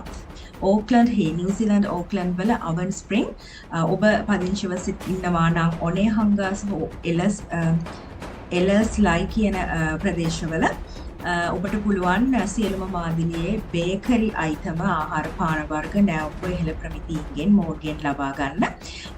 අවන් ස්ප්‍රින්ග් තමයි ඔවුන්ගේ ආයතනයේ නම. හොඳයි. අපිට තව දෙයක් කියන්න තියෙනවා. අද අවසන් වුණේ අප්‍රේල් වැඩසටහන.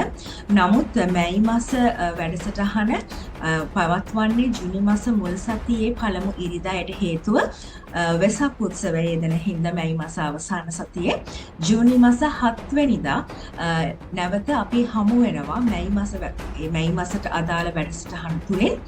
නමුත් ඒ සඳහා ඒ මාතෘකාව ඒ සඳහා අවශ්‍ය කරන කරුණු කාරණා ඒ සම්පත්දායකත්වය ලබා දෙන්නේ කවුද මේ කියන වගේ අපි ඔබට WhatsApp group එක හරහා දැනුම් දෙනවා. ඉතින් අපිව සම්බන්ධ කරගන්න පුළුවන් සමාජ මාධ්‍ය කීපයක් තියෙනවා. WhatsApp දුරකථන තියෙනවා, WhatsApp ඒ group එක තියෙනවා, මුහුණු පොත තියෙනවා, Facebook එක, YouTube එක තියෙනවා. ඉතින් මේ සියලුම ආකාර වලින් සම්බන්ධ කරගන්න පුළුවන්. ඉතින් නැවතත් ස්තුතිවන්ත වෙනවා මහාචාර්යතුමනි ඔබේ වටිනා කාලය අප වෙනුවෙන් වැය කිරීම සම්බන්ධයෙන් මෙවන් දෙයක් කරන්න ලේසි පහසු නෑ. ගොඩක් කාලයක් කැප කරන්න ඕනේ.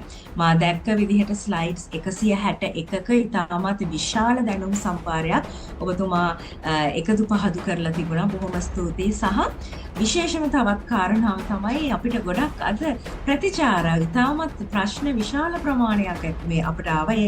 හොඳ ධනාත්මක සලකුණක් වැඩසටහන පුරාවට හොඳ වැඩසටහනක නිමාව ඒ ධනාත්මක සලකුණෙන් අපිට සලකන්න පුළුවන්. ඉතින් බොහොම ස්තුතියි හැම දිනාටම සම්බන්ධ වෙන ඔබේ වටිනා කාලය කැප කරලා පැය 2කට ආසන්න කාලයක් පැය විනාඩි 40කට පමණ ආසන්න කාලයක් අප වෙනුවෙන් සිටියාට. ඉතින් හැමෝටම ඔබේ සිතන පතන පැතුම් ඒ ආකාරයෙන් සිද්ධ වෙලා හැමදේම සර්ව ප්‍රකාරයෙන්ම සාර්ථක වෙන්න කියලා Heritage Alliance ලංකාවෙන් ප්‍රාර්ථනා කරන ගමන් නැවතත් ජුනි 7 වෙනිදා වැඩසටහනෙන් අපි ඔබ හමුවන බලාපොරොත්තු වෙන්න අපි ඔබෙන් සමුගන්නවා. ආයු බොහෝ වේවා. බොහොම ස්තුතියි හැමෝටම. ආරාධනා කිව්ව ආයි දවසක වෙනත් ශේෂ්ත්‍රයකින් අපි වාරිකව මාන්තේ කතා කරමු. බොහොම ස්තුතියි.